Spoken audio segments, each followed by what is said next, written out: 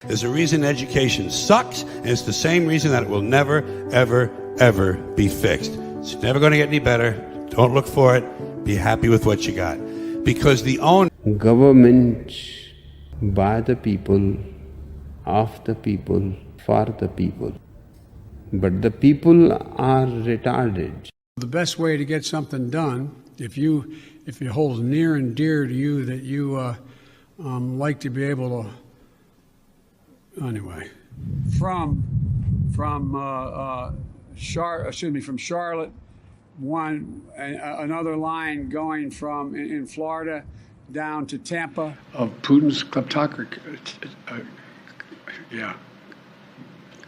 America is a nation that can be defined in a single word.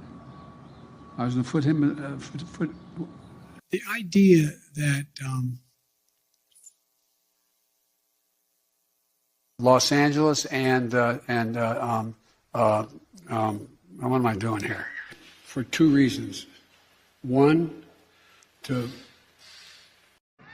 I'll lead an effective strategy to mobilize true international effort to pressure. Let's be clear. I hear it all the time. Cumulative deficit, I can play for the programs many times over. Well, I'm sick and tired of smart guys. Let me start off with two words. Made in America. Made in America. Welcome back to another night of Shtick with Koolfrogg. You know, I there's so much to talk about. I couldn't wait until 10 o'clock to do this. There's no way I could have waited that long. I'm like, no, I'm going to be up until 5 in the morning. That's not going to happen. That's not going to happen. There's no way that will work. I'm like, I just have to start early, get myself going. I think I have myself set up for the day. I should be good. I would say hi to everybody real quick. What's up, Keith, Gregory, and Boomer? Good to see you. Glad you're here. You know, it's not just the IRS whistleblowers that we'll actually kind of talk about. I actually spent the 6 hours with those in Discord watching the actual live about the whistleblower. And you see it says and more. And that's why I'm like, okay, I got to do this early. I got to get going. I got to actually get myself early show. Happy dance. Awesome. I'm glad that somebody's happy that I started early. I really, seriously, there's just so much to talk about. I think I have like 45 tabs or something open or whatever. So, you know, it's going to be a bit. We will be here for quite some time tonight, and it should be fun. It should be fun. So let's start off with the whistleblower. The whistleblower X, Mr. Joseph Ziegler, says IRS investigators discouraged from probing Biden crimes told that interviewing Hunter Biden's adult children would get us into hot water. So, you know, it's just a headline when it comes down to it. There's so much to go along with this. So he goes and he holds an exclusive interview with CBS. This actually happened when I didn't actually catch this live, but it was up before I noticed that the whistleblower thing was actually going on at 11 o'clock this morning, my time. You know, so the second that I was digging through articles trying to figure out what to do and seeing all those happen, I'm like, well, this is a very important ordeal because this seriously deals with Biden's crimes. Not just the one that's our president. I'm talking about the other one, his son who thinks that he's above all and can get away with it. And I'm not happy with him being able to get away with whatever he thinks that he can get away with. I think that it really needs to be covered. I'm kind of surprised there isn't more people actually covering this particular topic. I don't know if it's that they're afraid to or what, but hey, let's do it. Being that I'm not afraid to do it, what the heck? What's wrong with everybody else? In an exclusive interview with CBS's Catherine Herridge, Joseph Ziegler, referred to as Whistleblower X, shed light on the internal restrictions of investigations concerning Joe Biden.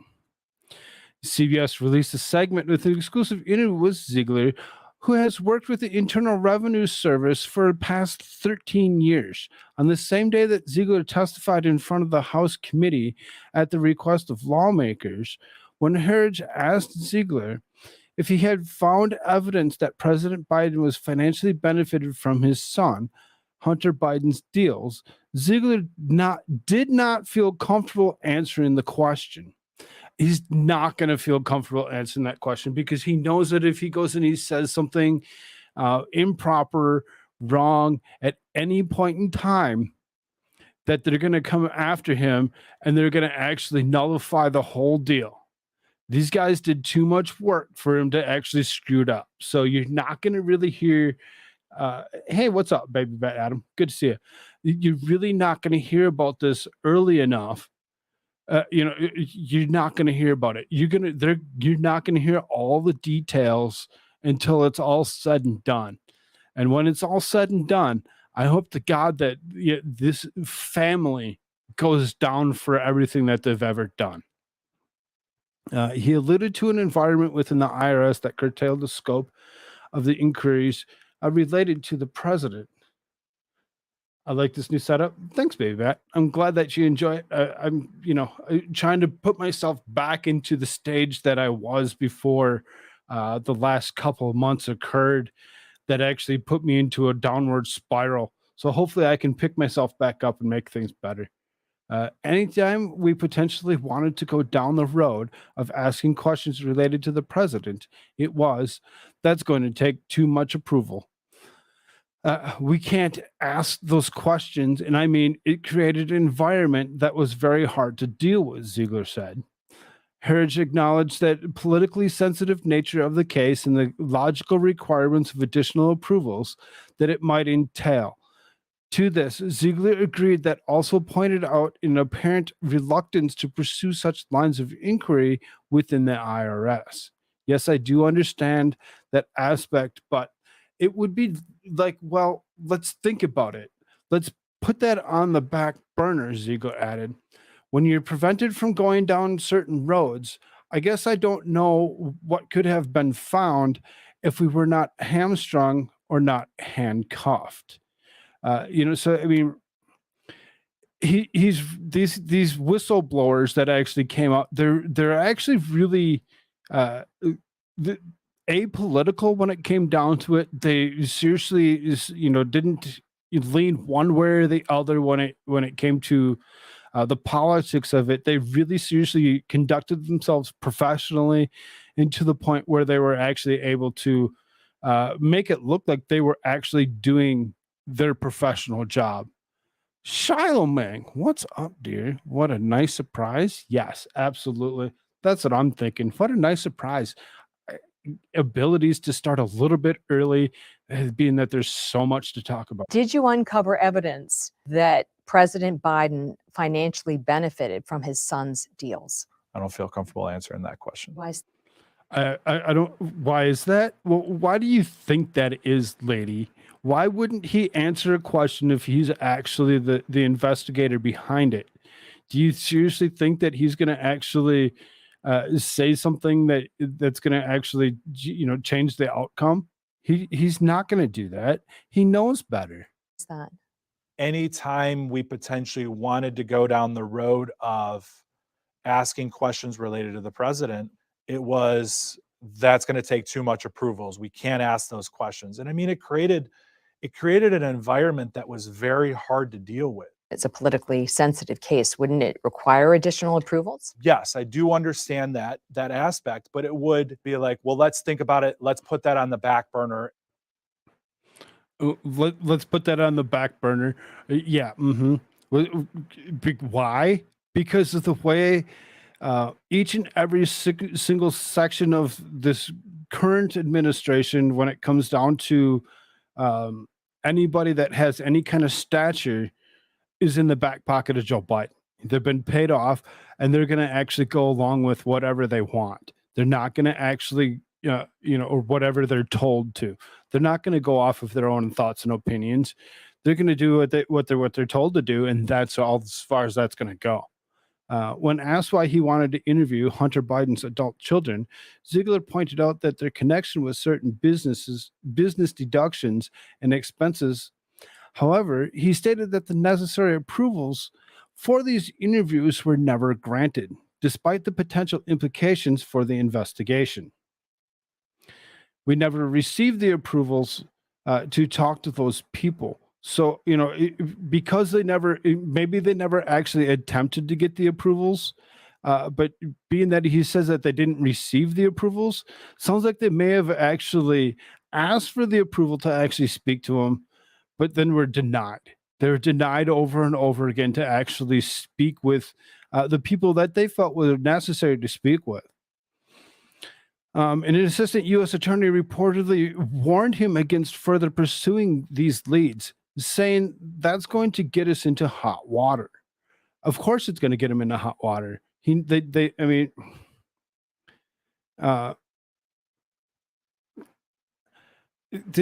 assistant U.S. attorney, going ahead and saying, well, that's going to get us into hot water, is trying to save their own ass, because they know if they actually found out some information that was actually damning, that it would actually hurt them as well.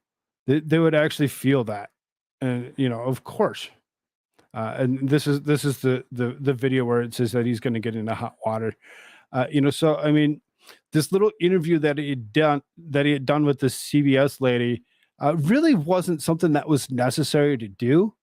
But I think it was more of him actually trying to get just a little bit of information out to the public to actually tune in to actually watch the proceedings through today that took some 6 hours to actually go through. So for him to actually do such a thing, it may be a good thing, when it comes down to it. But I think if I was in his spot, I probably wouldn't have done such a thing. I wouldn't have gone and tried talking to anybody.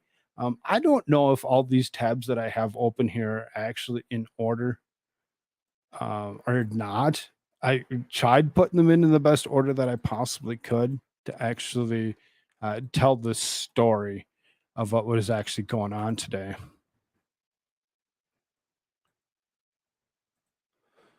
So then here's this timeline of Biden family's influence peddling schemes in Ukraine, China, Romania, Kazakhstan, House GOP. The timeline begins in 2009 and continues through 2023, focusing on deals of Romania, China, Kazakhstan, and Ukraine.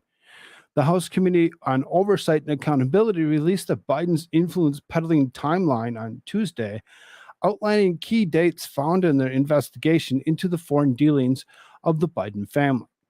The timeline begins in 2009, noting that the beginning of the Obama administration, and continues through 2023, focusing on dealings from Romania, China, Kazakhstan, and Ukraine. What's up, Great Liquor? Good to see you. Yes, a little early tonight. What's wrong with that family? What do you think is wrong with that family? Everything's wrong with this family. There's so much wrong with it. That we can't even come up with all the answers. So some of this could be something that the YouTube gods don't really like when it comes down to it. So it says tech show Hunter demanded 10 million from China company. When it comes down to it, not necessarily is everything that Hunter done is tied to his father. But at the same time, his father, being of the great stature that he is or was, really seriously would have maybe actually turned that to the point. What's up, Caitlin? Good to see you. Good to see you. May have actually turned that point of being something that they would actually kind of, sway away from. The timeline notes that November 1st, 2013, when Hunter Biden business associates and Chinese investors agreed to create Bohai Harvest RST Equity Investment Fund Management Company, Ltd. On December 4th, 2013, when Vice President Joe Biden traveled with his son Hunter to China to meet with the CEO of Harvest, Jonathan Lee. Shortly thereafter, BHR's business license was approved and Hunter Biden was a board member. Just like that. Boom. Oh, I'm a board member. I'm a board member of an energy company, oil company here in China. Though I have absolutely nothing to do with it, I have no background, I have no education when it comes down to it. I'm just, just another guy. But my father, on the other hand, he's the big guy. He's the big guy, and I can actually do whatever it is that I want because because I have him behind me, he's going to back me up 1,000 times over. In regards to Kazakhstan, the timeline notes that meeting between Hunter Biden and Kazakhstani businessman Ken Rakishev in a DC hotel on February 5th, 2014. On April 22nd of that year, the businessman's Singaporean company wired $142,300 through his Latvian company to an entity owned by Rosemont, of which Hunter Biden co-founded. The next day, this amount was wired to a car dealership for a new sports car for Hunter Biden. Oh, no big deal. No big. It just so happened to be the same amount of money that just so happened to be, wired across. Don't question it. Don't think about it. Don't ask why such a thing would actually occur. Just deal with it. Just deal with it. It's okay. On December of 2014, the businessman's oil company joined with Burisma, of which Hunter Biden sat on the board of the CCP-linked company, to announce a transitional financial agreement, the timeline states. Everybody's happy that we're here early. I'm glad that I actually did this today to see how that would actually work out. I was about to start a half hour ago, but I wasn't quite ready. In 2018, the U.S. Treasury Financial Crimes Enforcement Network issued a notice accusing the Latvian company owned by Rakishev of money laundering. Oh, oops.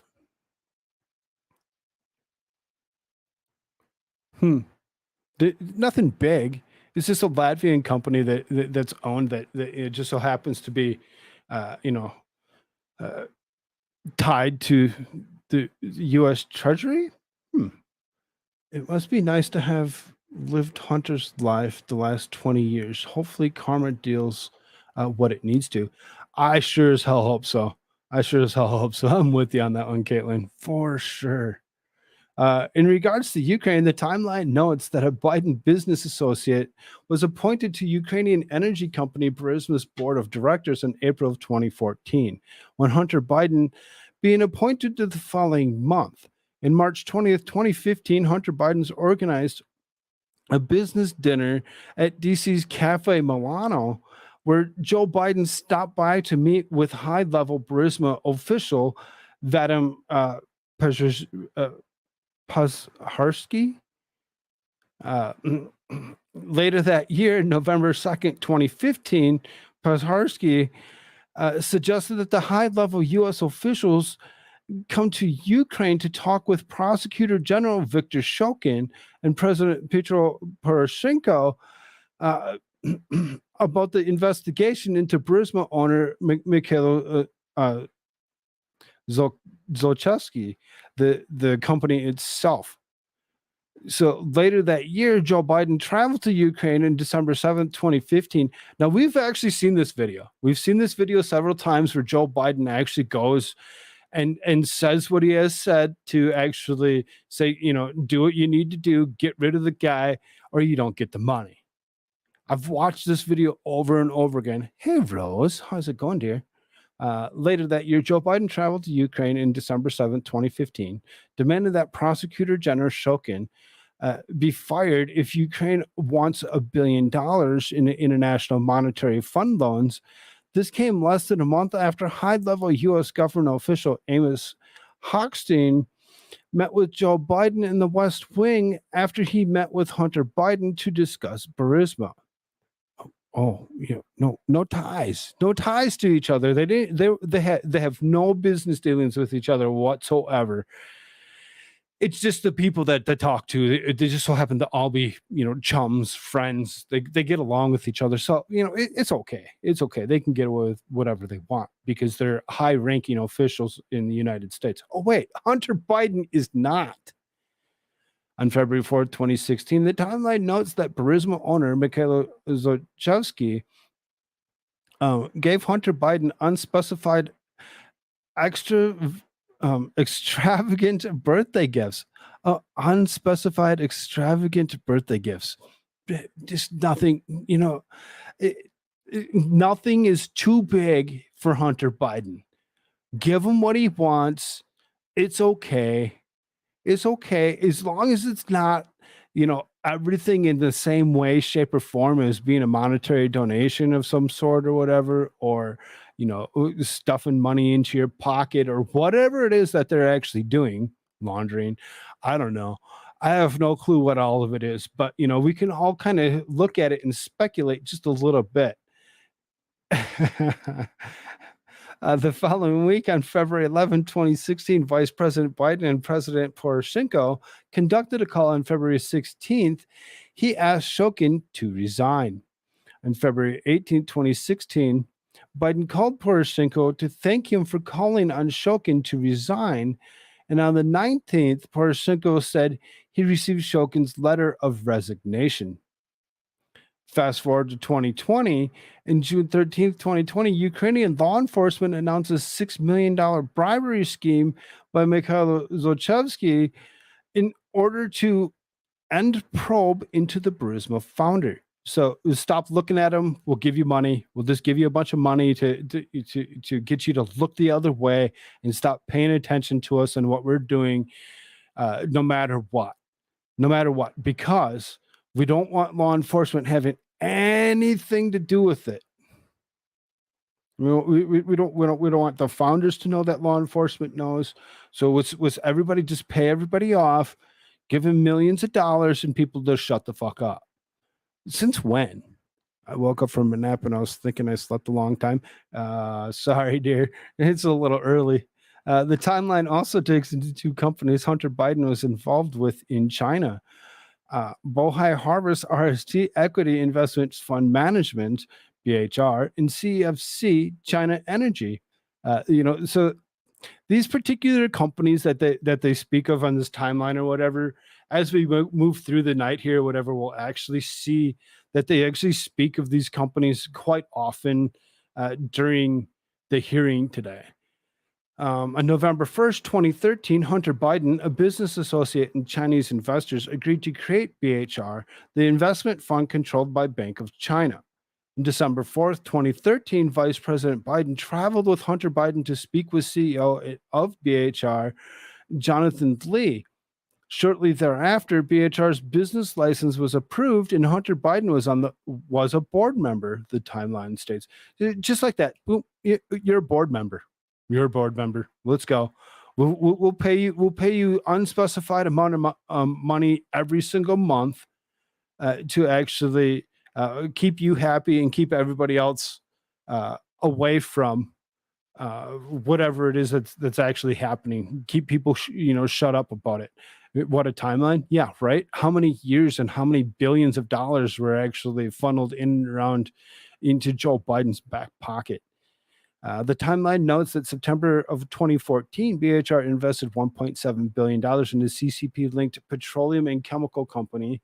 And in December of the same year, Hunter Biden and the business associate invested $484,920 into BHR. In September 2016, BHR joined with a CCP-linked entity to acquire the U.S.-based Hennigan's Automotive, a deal reportedly worth about $60 million. In November of 2016, BHR agreed to purchase London Mining Corp minority stake in Africa cobalt and copper mine Tiki Fungurumi Mining SA for about $1.14 billion. In January of 2017, BHR invested $460 million into a Chinese facial recognition company. Chinese facial recognition company. I wonder why they would actually want something to do with that. In regards to CEFC, the timeline notes that Hunter Biden and the CEFC chairman, Xi Jinping, began communicating about a possible U.S. partnership in December 7th, 2015. On February 16th, 2017, Xi Jinping gave Hunter Biden a diamond worth about $80,000 after having dinner together in Miami. Oh, that's a little gift for eating dinner with me. No big deal. Just an $80,000 diamond. Nothing to see here. Nothing to see here whatsoever. Really? Really? On March 1st of the same year, CEFC wired $3 million to Robinson Walker LLC, an entity owned by Biden associate Rob Walker. On March 6th, Robinson Walker wired $6,000 to an unspecified Biden account. Oh, an unspecified Biden account. So it's no big deal. No big deal. None of this should actually be looked at, scrutinized, or in any way, shape, or form. Everything is okay. The heck, I haven't even been given a cubic zirconia. Oh, Rose. On March 13th, Robinson Walker wired another $25,000 to an unspecified Biden account. On March 20th, 2017, Robinson Walker wired Haley Biden, the widow of Beau Biden, $25,000. Oh, here, you have a niece? You have a sister? You have somebody that you would like to actually hand this to? Oh, okay. We'll send it to her, $25,000. She didn't have to do anything for it. On March 27th, Robinson Walker wired Owasco PC, owned by Hunter Biden, $50,000. Well, why does Hunter Biden own so much stuff all of a sudden? You just all of a sudden you say, oh, there's an opening. We can get you in. We can give you a bunch of money. And then you can actually go purchase other things, other rackets, other businesses to actually hide the reason why we're giving you so much money. It's okay. We got it. You just keep on buying things. Nobody will know that be any of the wiser or know a damn thing about it. It's okay. On the days and weeks that followed, Robinson Walker wired various money to various Biden family members, including $50,000 to James Biden's JBBSR Incorporated, $300,000 to Owasco PC on April 18th, and then another $125,000 to JBBSR. So,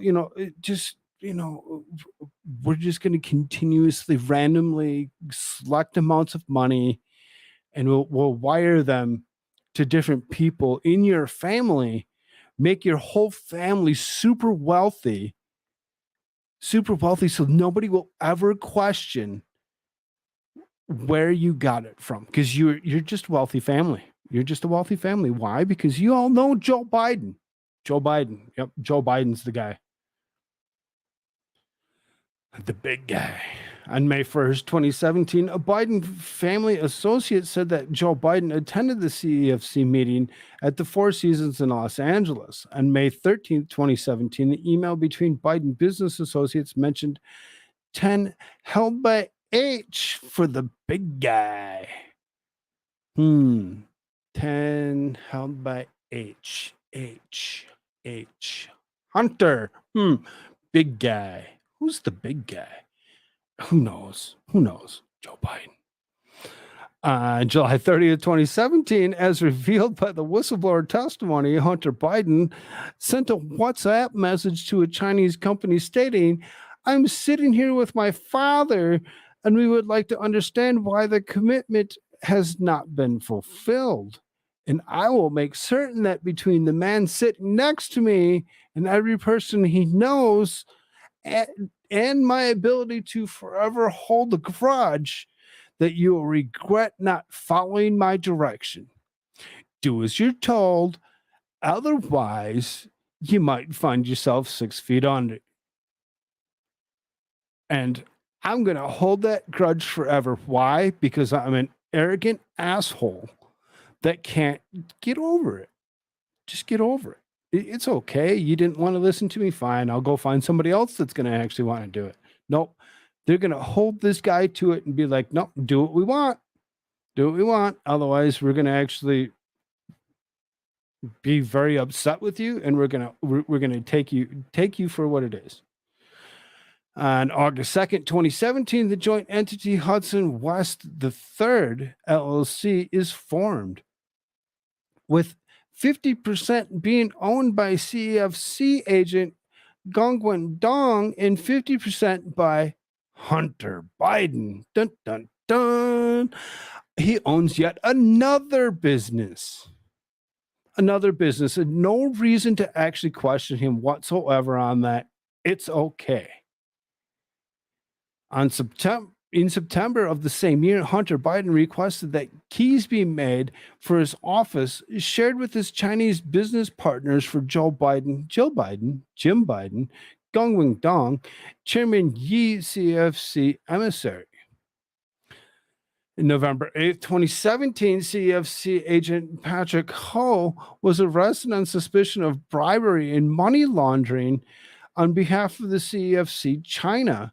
By March of the following year, Hudson West III LLC and CEFC began to dissolve, with Ho being convicted in December of 2018 and sentenced in March of 2019. This is a breaking story and will be updated. Yep. It actually hadn't been updated all day. This is, though it's a breaking story and it will be updated, most likely, this particular article won't be updated. Just as they get more information, that other articles will come out about what has actually been found out about these people that think it's okay to take, borrow, steal, do whatever it is that they feel is necessary to get their money. As long as they have their money, everybody else can be okay. And for whatever reason, we allow it. Not that guy. We don't care. When it comes to that guy, let's hold that guy. In contempt of almost anything and everything we could possibly find. But when it comes to the Bidens, oh, they did nothing wrong. Let's just look at Trump, and that's what they pretty much did today, from the Democratic side or whatever, as opposed to actually asking questions or even talking about what this was. They went ahead and went ahead and did what they wanted to do, and talked about Donald Trump. They kept on bringing up Donald Trump, like Donald Trump is the bad guy. He's the bad guy because, Orange Man bad. Orange Man bad, always. That's what it's going to be, and it'll always be. Wild Goose Chase, White House responds to GOP committee investigation into Biden family. The White House called on the House Republican effort to investigate the Biden family a wild goose chase on Wednesday, suggesting that the representatives have misplaced priorities. Yep, misplaced priorities, wild goose chases. That's what they know how to do. So when somebody else does it, in their opinion, they're going to point the fingers. Remember, when you point fingers at somebody, you point one, you point three back at yourself. You're pointing three back at yourself. They're actually projecting their own losses when it comes down to it. Calling it a wild goose chase. We've actually watched them, seen what they've actually done with Donald Trump and their uncooked box of macaroni that they keep on throwing at the wall that doesn't stick to shit. Orange Man bad. Yes, definitely.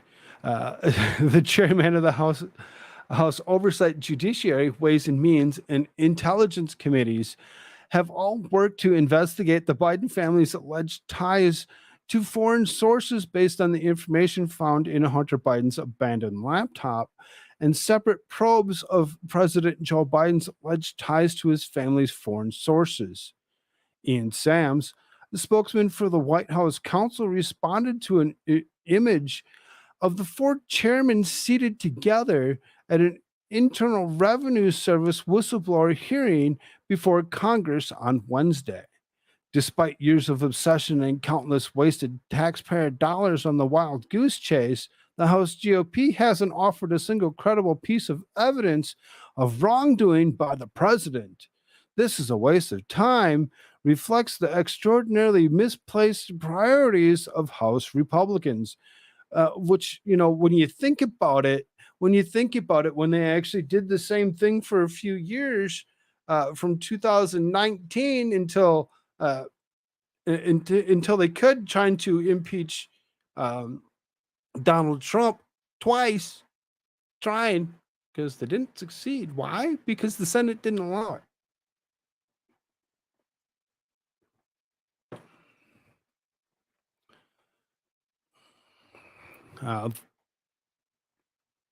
Nice cloud.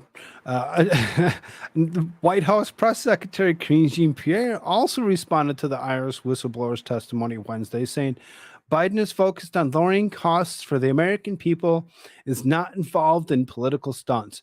He's the freaking top politician. What are you talking about? He's not into political stunts. That's what he does. That's what he's been doing for the last 50, almost 60 years. That's all he knows how to do. Stop telling me that he's trying to lower costs when we see everything going up. It's gone up. It's gone up since he's actually taken presidency. And when it comes down to it, they're trying to say that, what it looks like is that it's actually going down. It's not actually really going down. It's just gone down just a slight bit from the huge increase that it started off as.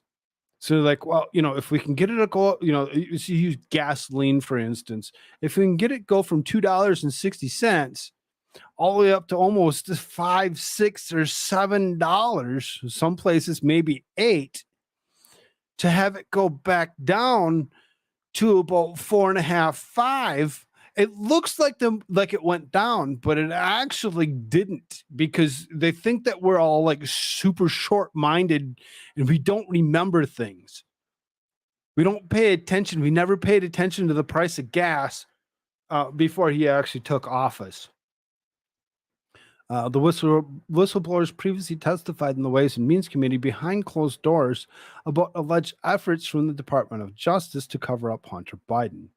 On Wednesday, the whistleblowers alleged that prosecutors agreed the president's son should have been charged with multiple tax felonies, but were prevented from doing so by White House appointees.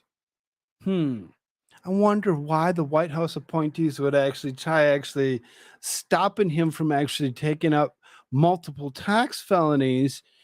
I wonder if the tax felonies, if he would have actually been charged and actually properly brought through the court process, who else would have actually been brought up when it comes down to all these monies that he forgot to file taxes on? Joe Biden.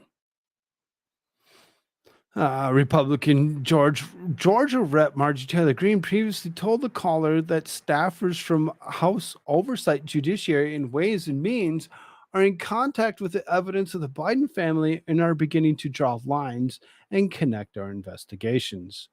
Oversight produced a report claiming that the members of the Biden family received $10 million from a foreign source like Romania and China while Joe Biden was vice president.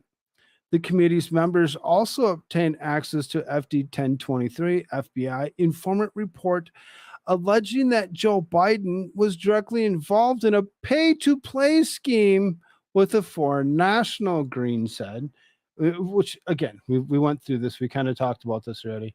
The call-in guy, Trump is going to jail and he's going to get nailed. Okay. Good for you. I'm glad that you actually feel that way. I don't care. I don't care what you think. It's fine. You get to have your own opinion. When it comes down to it, everybody needs to be brought up on charges for everything that they've ever done. Every single last one of them. I heard Melania got a $100 million bribe from Vice President of Antarctica. What? Are you kidding me? Are you, really? You're smart. You're smart. The House Judiciary Committee. They call me Rose, gifted 5 Koolfrogg memberships. Thank you so much. That is awesome. Heidi, Ash, Alan, Shizzy, and Texas Jen all picked those up. Thank you so much, dear. Hey, Suzanne. How you doing, dear? Good to see you. House Judiciary Committee is investigating how the IRS may have impeded the investigation into Hunter Biden. The Ways and Means Committee had a first IRS whistleblower testimony, and the Intelligence Committee has vowed to investigate the president's alleged relationship with his family's foreign source ties. Are you just being sarcastic? The call-in guy? Ivanka got $11 gazillion bribe from the Secretary of State of Wakanda. I mean, it sounds like you're just trying to play games and fill up chat. Continue to do that. Thank you so much. If you haven't done it already, please hit that thumbs up button for me. That'll work.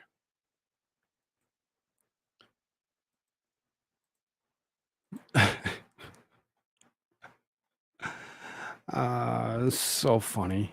So funny.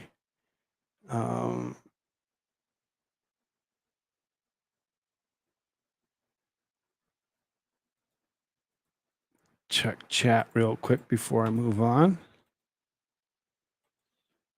So it says IRS whistleblower says Hunter Biden's attorney made false statements and threatened prosecutors.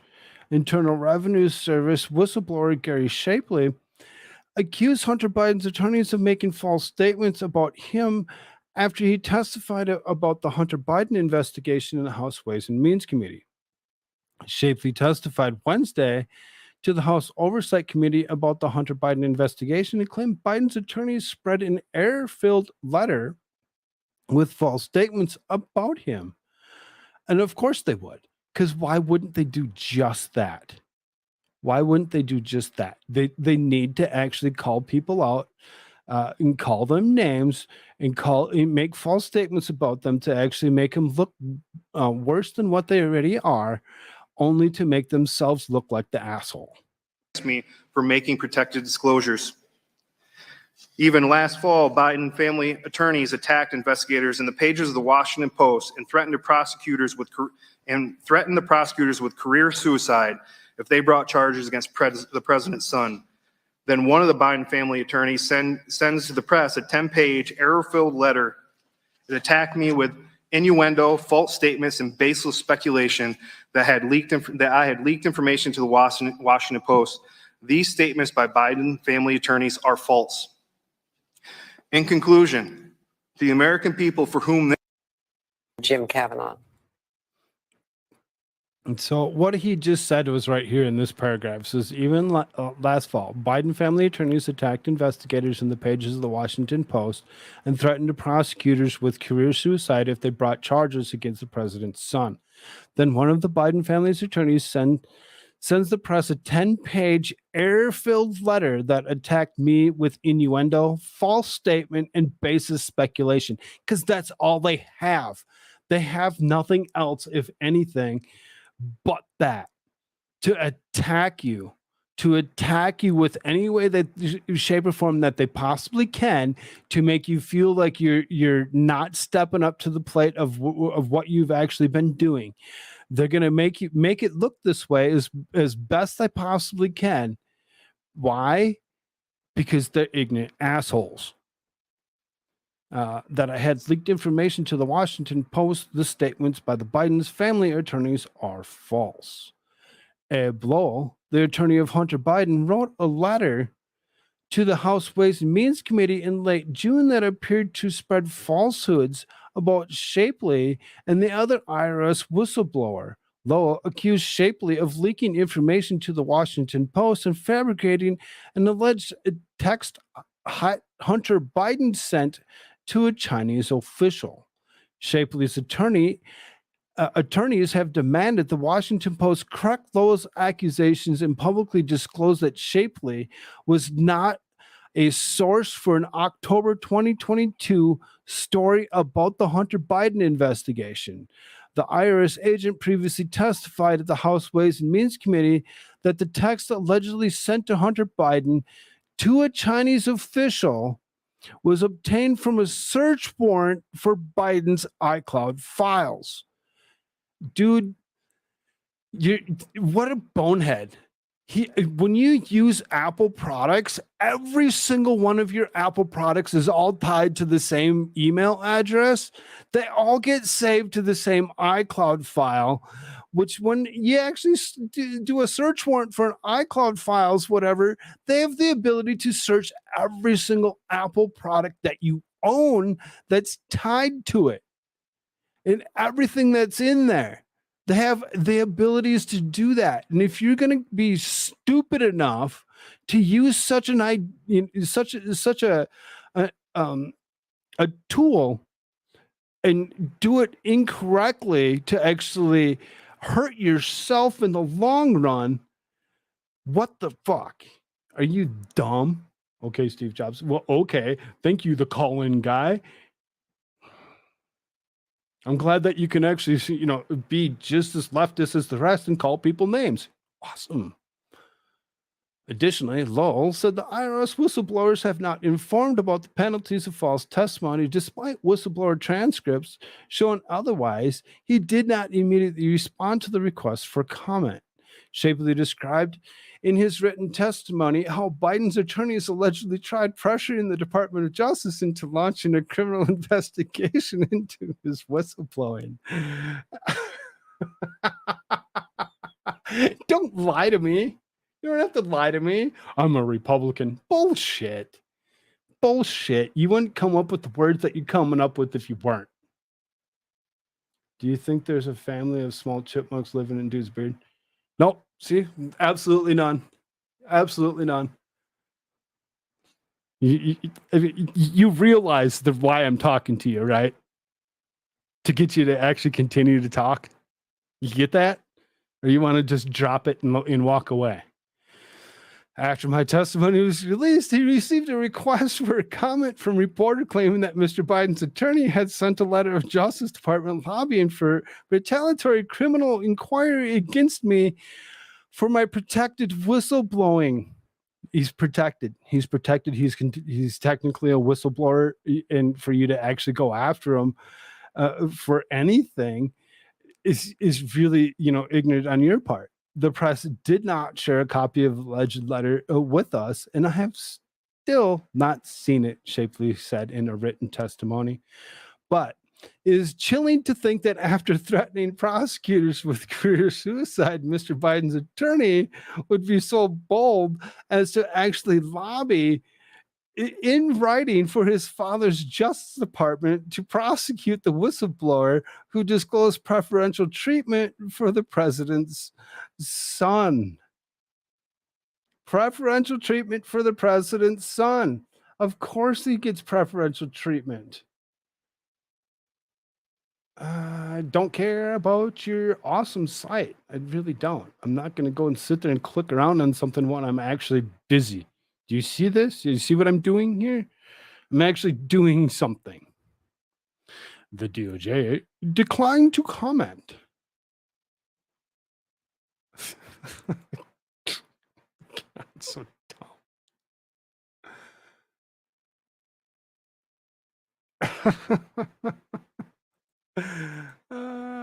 Or not.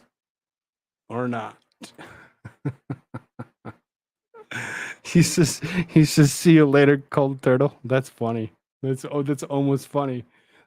You almost made something funny only for the fact that you have no clue what the hell you're talking about. So you just went ahead and you said something stupid.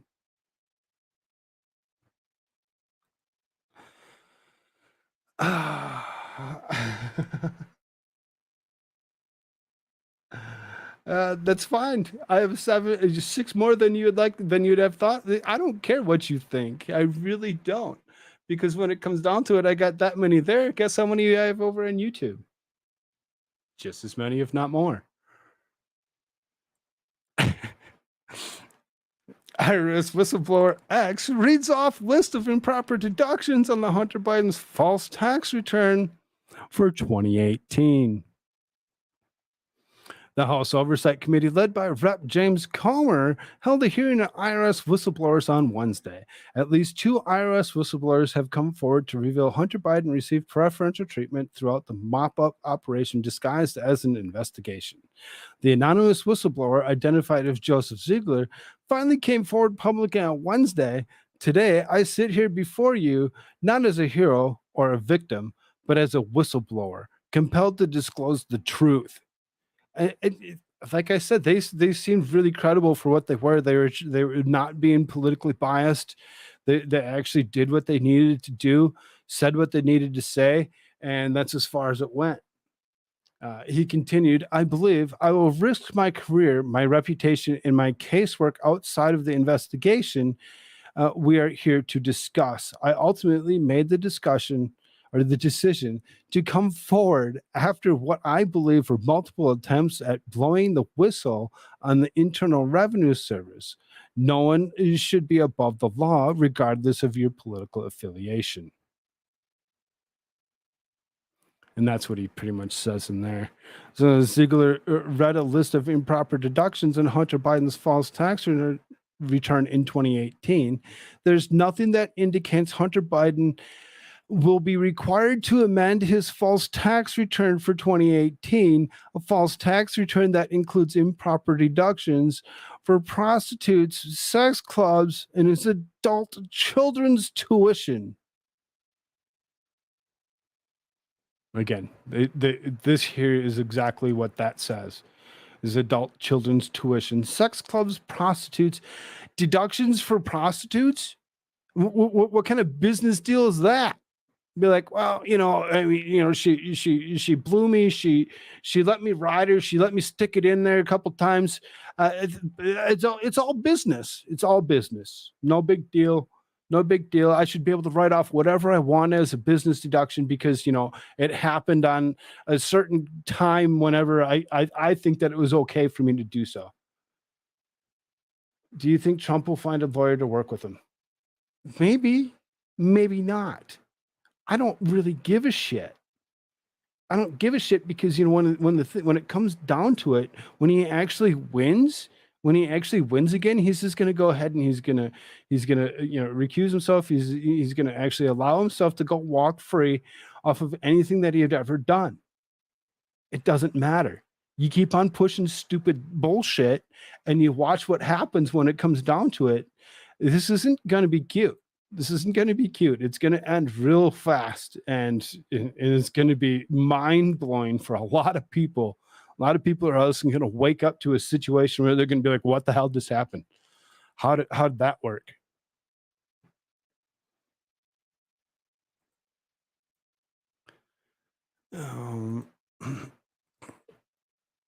I compare your agency to KGB, former Soviet bloc member and current U.S. Rep. Victoria Sparks tears into dirty Chris Wray.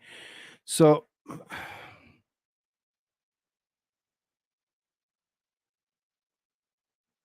is this the wrong article?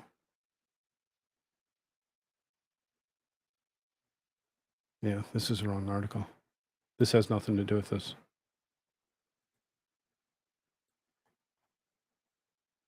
Yeah. I know that I had a lot of stuff open here, some 60 articles open. So as far as that goes, I'm not concerned.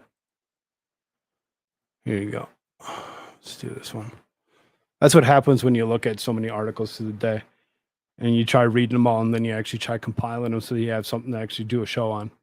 IRS whistleblower X on Hunter probe in 1 year by yourself. U.S. Attorney David Weiss was constantly hamstrung, limited, and marginalized by DOJ officials.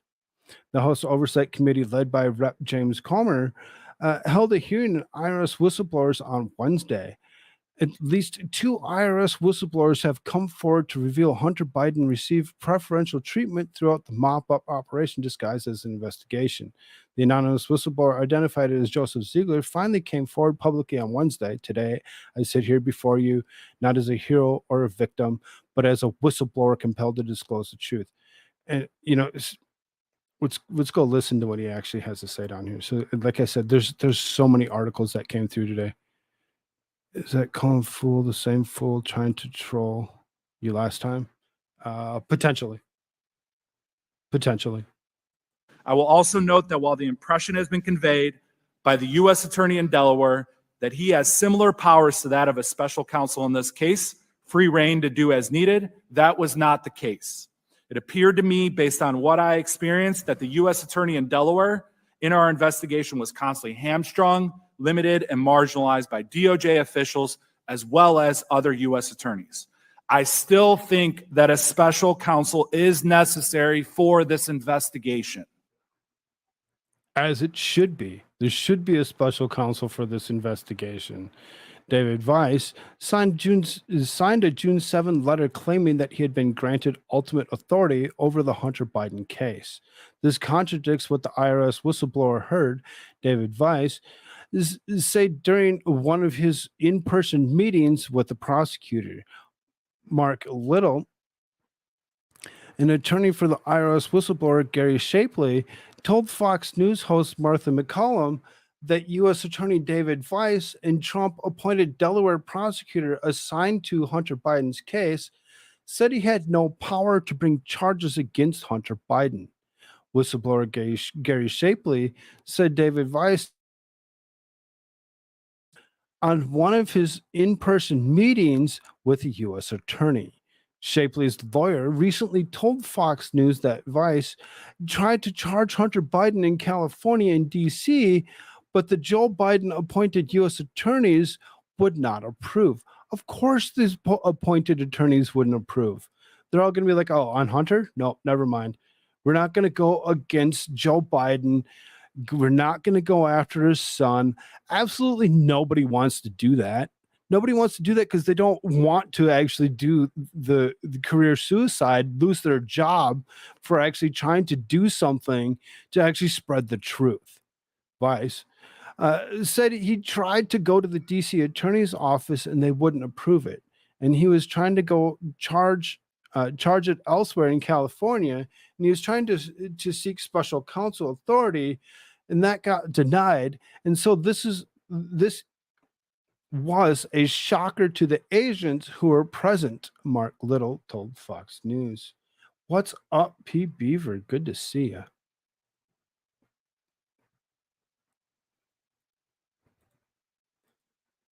Again, there's a lot. There's a lot.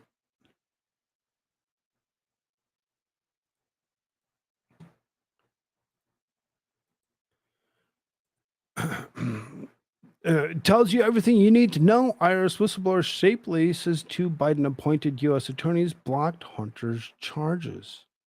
So again, it sounds similar to the last article, but there's other things that actually happen in each one of these articles.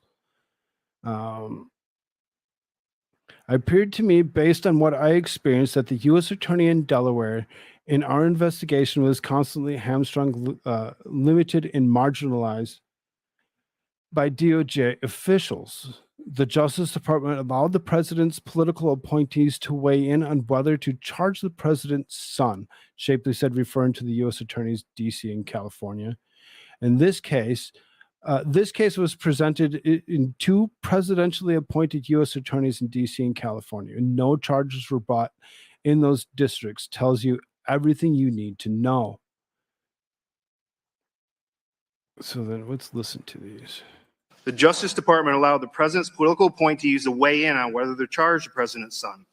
After United States Attorney for D.C., Matthew Graves, appointed by President Biden, refused to bring charges in March 2022, I watched United States Attorney Weiss tell a room full of senior FBI and IRS senior leaders on October 7th, 2022, that he was not the deciding person on whether charges were filed.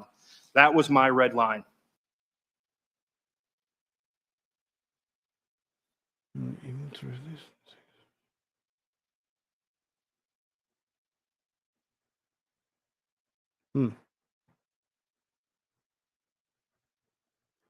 Cool. So let's go back. Let's go away from this. There's some interesting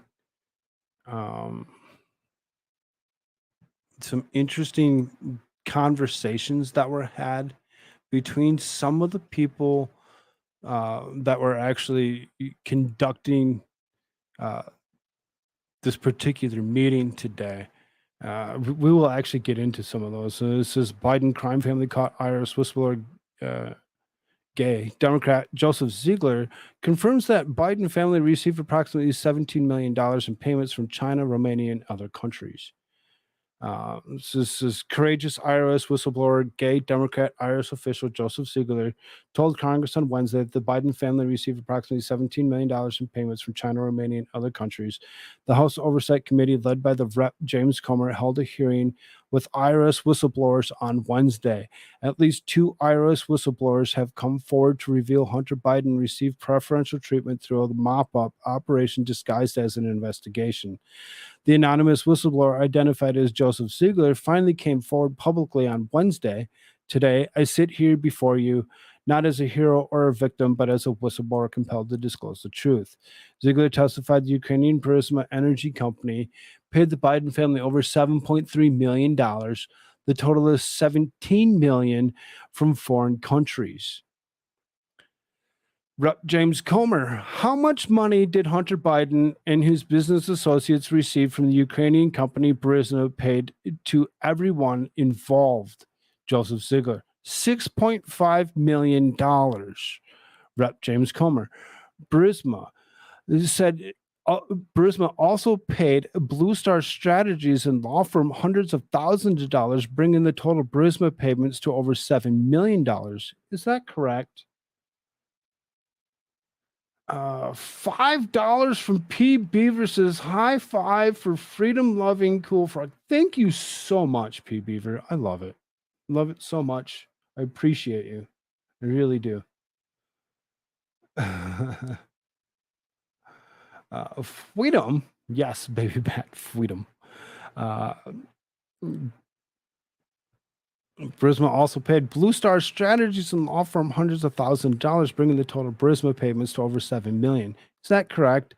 That is correct. $7.3 million. James Comer, $7.3 million between 2014 and 2019. This brings the total amount of foreign income streams received to approximately $17 million, correct? Joseph Ziegler, that is correct. Over $17 million in 5 years.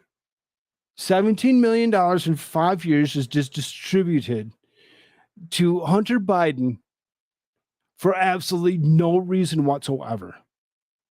For absolutely no reason whatsoever. That's ridiculous.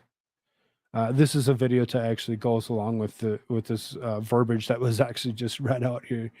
$17 million. I couldn't imagine having $17 million. You see how excited I get over 5. I get excited on $5. I'm like, yeah, that's $5. Thank you so much. I appreciate you. I couldn't imagine somebody just walking up to me and being like, here's 7.3 million. Both should be in prison, having been found guilty of treason. Yes, I agree. They totally should be in prison for all of it. The thing is maybe, just maybe, we need to wait until he's not president of the United States and then go after Hunter Biden. Because the second that we go after him now and we try to throw him in prison, what's Joe Biden going to do? He's going to be like, nah, I'm the president. I have the right to actually go ahead and squash all that and allow him to actually run free. So maybe we should just wait a little bit. Wait just a little bit so that way Joe Biden's not our current resident of the United States. I'd agree to that. Let's just wait a little bit. Wait a little bit. Just, let's see it out. Eventually something will happen. IRS whistleblower, assistant U.S. attorney rejected search warrant at Biden residence due to optics, even though she agreed that probable cause existed. Suzanne says, thank you, P. Beaver, for the support of Koolfrogg. Yes, it's greatly appreciated. Oh, I hope I live long enough to see all these corrupt politicians on all sides be held accountable. Yes, on all sides. It's not just one or the other. You know, when it comes down to it, I'm not opposed to actually, if for whatever reason he actually did do something, holding Donald Trump for what he actually did. But it seems as though everything that they've thrown at the guy has been thrown out, has been false, and it hasn't actually stuck. So they can continue to actually throw things at him to try getting more and more out of it. I don't think that's actually going to happen. I really don't. But hey, if that's what, if he's corrupt and he actually did do something wrong, yep, go to prison. Go to prison, just like the rest of them. Every single one of them. Go. IRS whistleblower assistant U.S. attorney rejected search warrant at Biden's residence due to optics, even though she agreed probable cause existed. Two IRS whistleblowers, Gary Shapley and Joseph Ziegler, testified before the House Oversight Committee on the government prosecutor's preferential treatment of Hunter Biden. Rather than charging Hunter Biden with felonies and evading taxes and providing false statements to the feds, Joe Biden's corrupt DOJ gave him a sweetheart deal. Hunter Biden was hit with 2 misdemeanors related to unpaid taxes from 2017 to 2018. I mean, how many millions of dollars was he supposed to pay that he didn't pay? That's the question. And if it's millions, are those really seriously misdemeanors? Because if they're misdemeanors and they're not that much money, I don't care. I can care less. You'd be like, fine, just make him pay the fine. Make him pay for whatever he actually owes and allow the guy to go, walk away free, scot-free. Fine. I don't give a shit. But when it comes down to it, the millions and millions of dollars, billions of dollars that actually have been pushed in and around out of Ukraine and China, as well as other countries, wherever else he actually has investments in, felonies, not misdemeanors.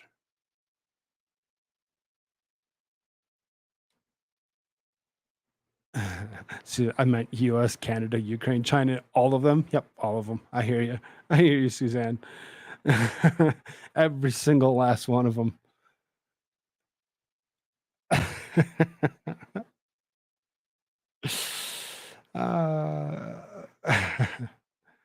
Russia just retaliated and destroyed 60 tons of grain. Go figure. Go figure. Why wouldn't they? It was mentioned in reference to Trump by the communist side. What? I don't believe state charges can be pardoned, but it's been a while since I checked on it. But there would be ways to prosecute before or after a pardon. It was mentioned in reference to Trump by the communist side. By the Democrats, sure. Yeah, I don't know how that would actually work. If you could actually, because if you can pardon them or whatever after being charged. If you pardon them beforehand, can you still be charged with something else? And then, that's kind of a strange thought to actually go with that. I'm with you on that there, P. Beaver. The testimony from today was felonies. Yes, I know. It should be felonies, but for whatever reason, they like to actually sit around and call them lesser charges than they actually are. Joe Biden's DOJ blocked 2 search warrants and multiple felony charges against Hunter Biden, according to the IRS whistleblower Gary Shapley. I am blowing the whistle because the Delaware U.S. Attorney's Office, Department of Justice Tax, and Department of Justice provided preferential treatment and unchecked conflicts of interest in the important and high-profile investigation of the president's son, Hunter Biden. IRS whistleblower Gay Shapley told lawmakers. Shapley previously told lawmakers that an assistant U.S. attorney in Delaware working on Hunter's case rejected a search warrant for Joe Biden's Delaware home in 2020. A separate search warrant for Hunter Biden's storage locker was also blocked by Joe Biden's henchmen. I don't get how Joe Biden's able to actually stop people from actually searching using search warrants, the way they're intended to be in any way, shape, or form, from whether it be a home or a locker or my front pocket. If Joe Biden has the right to actually go ahead and block search warrants, what else has he been doing for Hunter Biden, and why? Why is he so invested in his son actually not being brought up on charges of criminality that he's actually been doing for so long? Biden can only pardon federal charges. It's up to the governor to do the state ones. So as long as the governor's, Democratic governor, then they'd be okay to get rid of the state ones. On Wednesday, Shapley said Assistant U.S. Attorney Leslie Wolf blocked a search warrant at Joe Biden's Delaware residence due to the optics, even though he agreed there was probable cause. Assistant U.S. Attorney Leslie Wolf cited the optics of executing a search warrant at President Biden's residence as a deciding factor for not allowing it, even though she agreed that probable cause existed. Speaking of optics, machine gun-toting federal agents descended on Mar-a-Lago to raid Trump's Florida residence last summer to seize documents lawfully stored at an estate. Lawfully stored at the estate. I mean, as far as that goes, I mean, seriously, being the president is totally different than being vice president. President has the right to actually declassify things as he wishes. And if he declassified anything just by simply taking it out of the White House and bringing it to wherever he wanted, these charges that are coming aren't really going to stick. I don't see him sticking for that long. It could be interesting to actually see what does actually happen here within the next several months on both sides of this. Heidi, what is up? I appreciate you giving to Koolfrogg and thereby gifting me and others proxy. Heart and Rose, Rose. P.S. I'm here most PMs. Nice. The attorneys were notified in advance because his son can turn him in. I mean, I guess. That was the end of that. We're gonna start getting into some funner stuff here. I promise. The story is just kind of, working itself out. So you get the point. You get some of the what has actually happened. How many millions of dollars were actually funneled in and out of different countries to Hunter, to Joe, to wherever, without consequence. And then failing to file the taxes on it in whole. Maybe that was also something that actually tried keeping it from actually going too far and keep it at bay. The Internal Revenue Service whistleblower Joe Ziegler looked utterly perplexed as Democrat Pennsylvania Rep. Summer Lee became unglued about slavery during a hearing of Hunter Biden's alleged crimes. Some of these Democrats, seriously, as opposed to actually asking questions or talking about what was actually going on, they went off on their own tangents on some ridiculous bullshit to actually throw at him that had nothing to do with the case. Had zero things to do with it. They just wanted to say something, and they had no clue. They didn't want to actually interject themselves in any way, shape, or form into the particular story of what was actually happening. They just threw a whole bunch of bullshit to make it sound like, oh, we shouldn't be looking at this. We should be looking at Donald Trump. Whistleblowers Gary Shapley and Ziegler, effing Democrats. I'm with you, baby bat. Gary Shapley and Ziegler testified before the House Oversight Committee that the Department of Justice pressured prosecutors not to charge Hunter Biden with felony tax charges in earlier testimony. Ziegler testified Hunter Biden and the associates took more than $3 million from Iranian businesses, along with payments from the Chinese-linked companies and Ukrainian company Burisma. Despite the lengthy allegations, Lee decided to focus her statements on slavery, even choosing to relinquish remaining time back to the chairman rather than asking Ziegler a single question about the allegations. Republicans have been invoking this term two-tiered system of justice a lot recently. So I want to talk about the real two-tiered justice system is where black and brown people are over-criminalized and over-incarcerated. I'd like to address the way my Republican colleagues are attempting to co-opt the phrase two-tiered justice system. It make it sound like Trump and his cronies are somehow the victims here, when reality is that the two-tiered system of justice is meant to refer to every real system that exists in the United States and which affects black and brown folks, not powerful former presidents and their political allies, Lee said.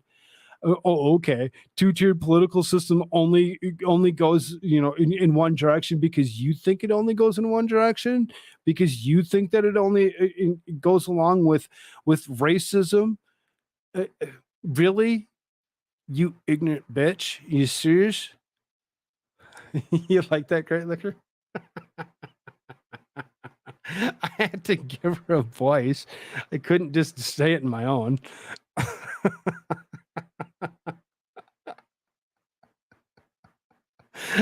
The congresswoman was listed incarceration statistics from black men compared to white men, along with the crime statistics of all while Ziegler looked around perplexed as the purpose of the comment. These racial disparities are rooted in a two-tiered view on race. The belief that black people were inferior that was created to justify the enslavement of black people, which has now evolved to include the belief that black people are more prone to criminality. During the decades of lynchings and followed enslavement, white people defended the torture of murder of black people as necessary to protect property, families, and the way of life from black criminals. Lee continued as Ziegler appeared to try to understand how slavery was connected to his testimony. Republicans' efforts to use the term two-tier justice is to distract from those who are truly the victims of disparate treatment in our criminal justice system. And whether we say it out loud or not, we all know who these people are. I yield the remainder of my time to the ranking member. That's all she had to say. That's all she had to say was trying to actually make it sound like we're like two-tiered justice systems only go along with those that were enslaved, those that are black or brown, and didn't even think to even go back to even realize that it wasn't just the black or brown people that were enslaved. There's also white indentured servants that came out of England that were also enslaved here in the United States. But, we don't look at that, because if we actually looked at that, it would actually debunk the bullshit and the lies that they like to push. But, whatever, let's go ahead and allow them to actually spew their own crap all the way across whatever without even doing a damn thing to go along with this particular case. Zero things to do with it. Let's just do what we want. But then you always see the blame other game or gaslighting with Democrats. Hypocrisy on another level. Yep. Hypocrisy on another level. Exactly. All right, folks, this does for me. It does for me tonight. Have a fantastic night. I'll Till next time. Later, baby bat. You have a good one.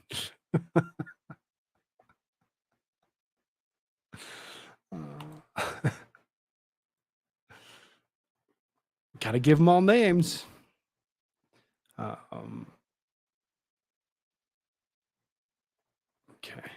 I wanted to be sure that I'm not actually repeating myself. I don't want to do another article that's similar to the rest. Be sure that this is a little different. Here you go. IRS whistleblower confirmed Joe Biden is the big guy. IRS whistleblowers Joseph Ziegler and Gary Shapley on Wednesday told Congress that they believe Joe Biden is the big guy. During the House Oversight Committee hearing, Rep. Andy Biggs said to the whistleblowers in the day of action, "You guys were intended to interview 12 people, one of whom was Rob Walker, a business associate of Hunter Biden. And in particular, he wanted to talk about 10 held by H for the big guy."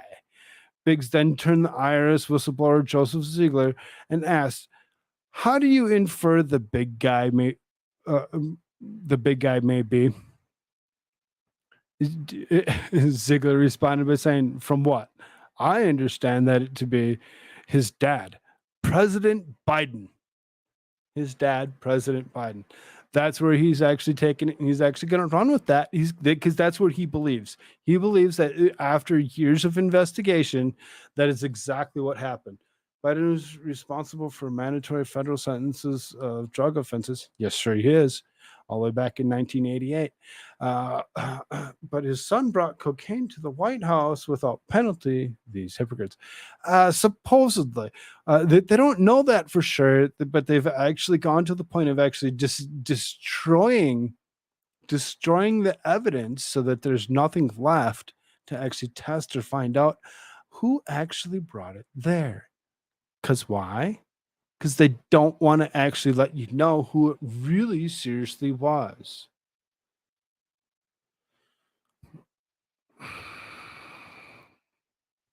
Reps then read IRS whistleblower Gary Shapley's previous transcript, which reads, Assistant United States Attorney Wolf interjected and said she did not want to ask about the big guy and did not want to ask questions about dad. The representative from Arizona then asked Shapley, "Who did you take dad to be?" Shapley responded by saying, "President Biden." President Biden is dad. Earlier, in his testimony, Shapley testified that the DOJ told investigators to not ask questions about the big guy.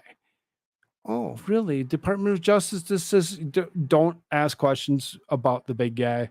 You don't want to go there. You don't want anything to do with that, because then you're actually doing, a career suicide, as well as potentially, putting your life on the line.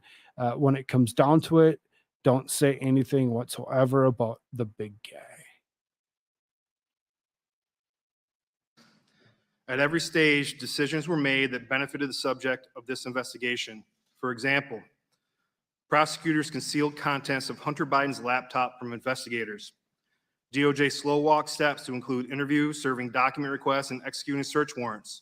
Warrants that were ready as early as April of 2020, but were delayed until after the November 2020 election and never pursued. Investigators were not allowed to follow up on WhatsApp messages from Hunter Biden's Apple iCloud backup, where he suggested he was sitting next to his father. Assistant United States Attorney Leslie Wolf cited the optics of executing a search warrant at President Biden's residence as a deciding factor for not allowing it, even though she agreed that probable cause existed. Prosecutors instructed investigators not to ask about the big guy or dad when conducting interviews. The Biden transition team was tipped off about interviews the night before the investigation went over.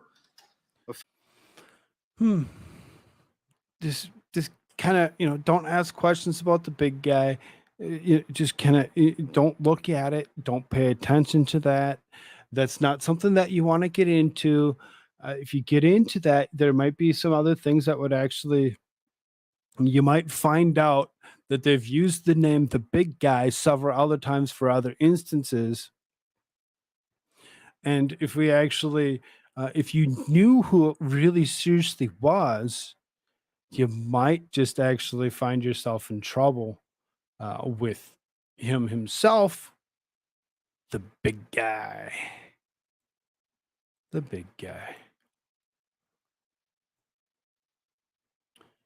I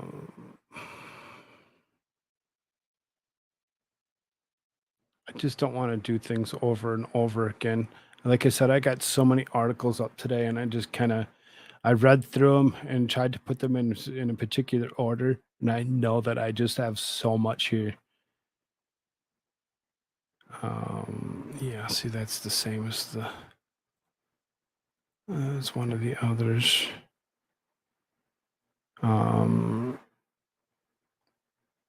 Okay, this is a different one.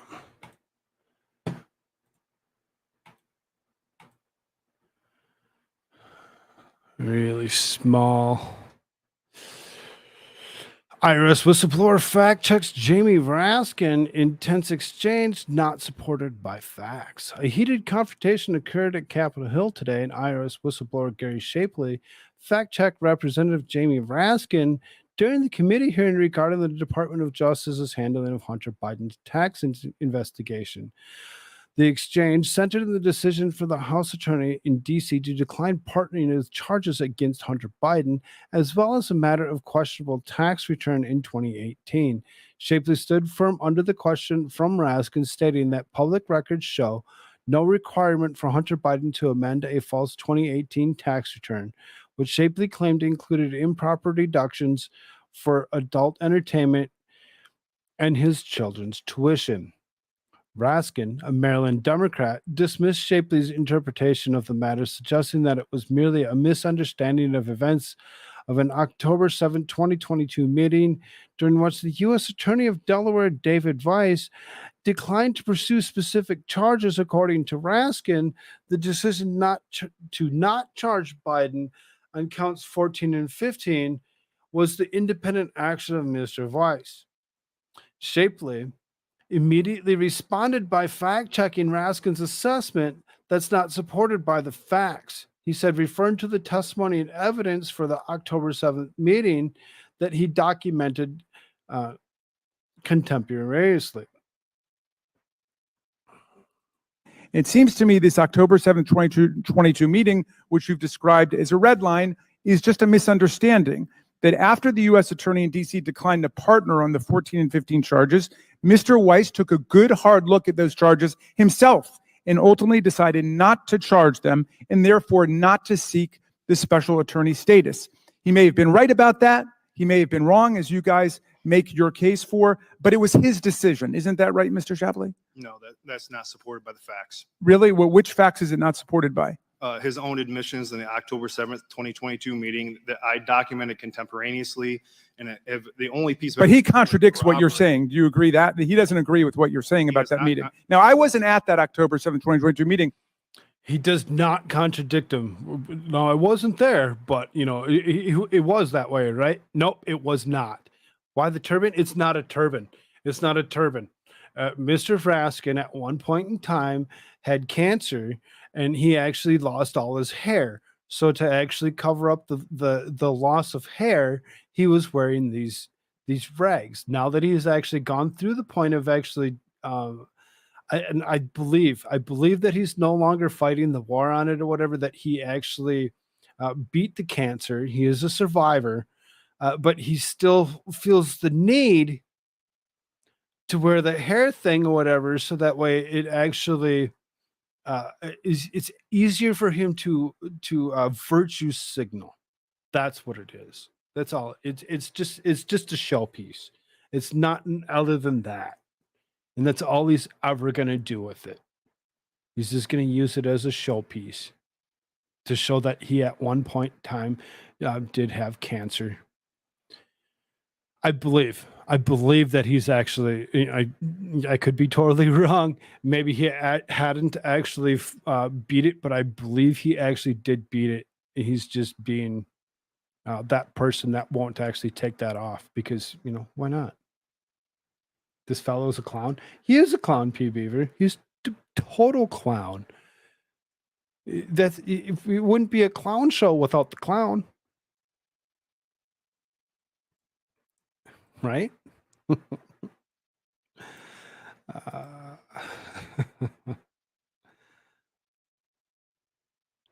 um, okay, I want to be sure that I'm actually giving you the right stuff here. So then here's Jim Jordan. Jim Jordan's was actually kind of fun to actually watch. I like this guy when it comes down to it. He seriously, in the future, I could see this guy being president of the United States. Would he be the best president of the United States? Maybe not. But at the same time, currently, I'd like to actually see him actually do more than what he's doing. He's a very good representative for what it is. Representative Jim Jordan blasts U.S. attorney who can't get his story straight on Hunter Biden investigation. Wait, I'm bald. That's just weird. I know, Vicky T. I know. It's just weird. He's just doing it for ignorance. That's all he's doing. House Judiciary Committee Chairman Jim Jordan of Ohio took aim at U.S. Attorney David Weiss at the beginning of Wednesday's hearing, saying that the federal prosecutor can't get his story straight about his interactions with the top DOJ official. The question is, who are you going to believe? April 26, in front of the U.S. Senate, the Attorney General said David Weiss was in charge of the investigation. October 7th, in a meeting with Gary Shapley, one of the whistleblowers, David Weiss, said, I'm not the deciding official. Who are you going to believe? On February 28th, I wrote the Attorney General asking him why there's no special counsel on the Hunter Biden investigation. He didn't respond, which is unusual in and of itself. They always respond to the Judiciary Committee when we write something to him, Jordan said in an opening remarks for the House Oversight and Government Accountability Committee. Garland told the Senate Appropriations Committee in April 2022 that a special counsel would not be necessary and that such an appointment would not insulate the investigation from political tampering the way Republicans claimed. He also said that he was committed to the independence of the Justice Department. Internal Revenue Service Commissioners Daniel Werfel offered similar testimony before the House Ways and Means Committee in April 2023. I wrote a letter on May 25th again to Attorney General, didn't respond, but David Weiss did. And here's what he said. June 7th, he said this: I have been granted ultimate authority over the matter, including responsibilities for deciding where, when, and whether to file charges, Jordan continued. 3 weeks later, Mr. Weiss wrote me again, and he said this: I stand by what I wrote, but I wish to expand. Wow, already changing his story. 23 days later, and he said this: my charge and authority is geographically limited to my home district. Well, wait a minute. You just told me 23 days ago before you have ultimate authority. Now you change it? So does he really have the ultimate authority? How much authority does David Weiss really seriously have? Makes me feel like I'm at a Benny Hill skit.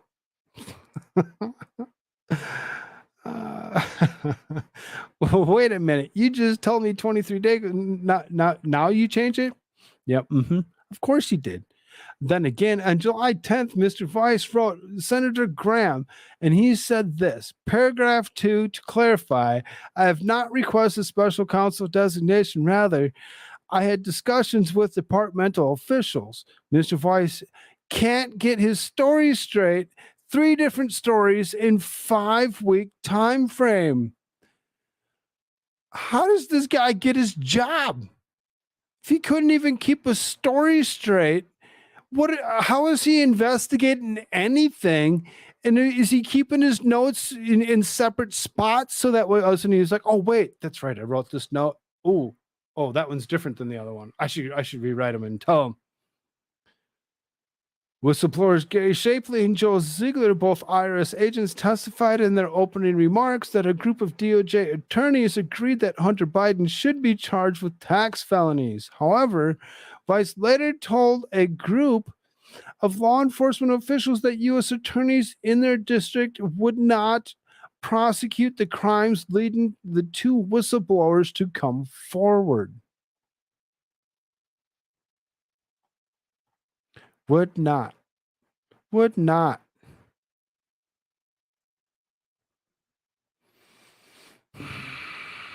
It doesn't matter what these two have been doing, how much they're going to do. They're going to continue to actually tell these guys that whatever they find is wrong. It's not going to be there.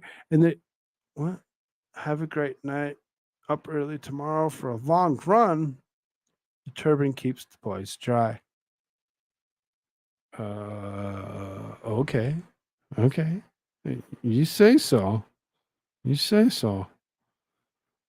Only you would know, Shizzy. You have a good night, brother.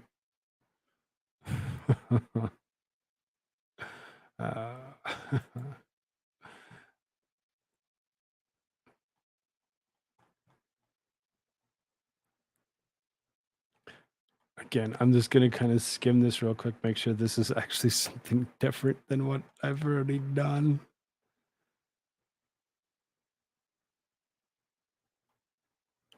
Because there's only so much. There's seriously only so many stories that were actually written.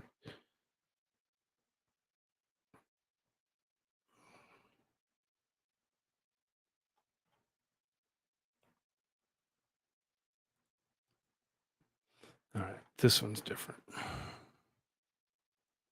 This one's different. Y'all hit that like button for me if you haven't done so already. If you're over on that Rumble side, hit that thumbs up.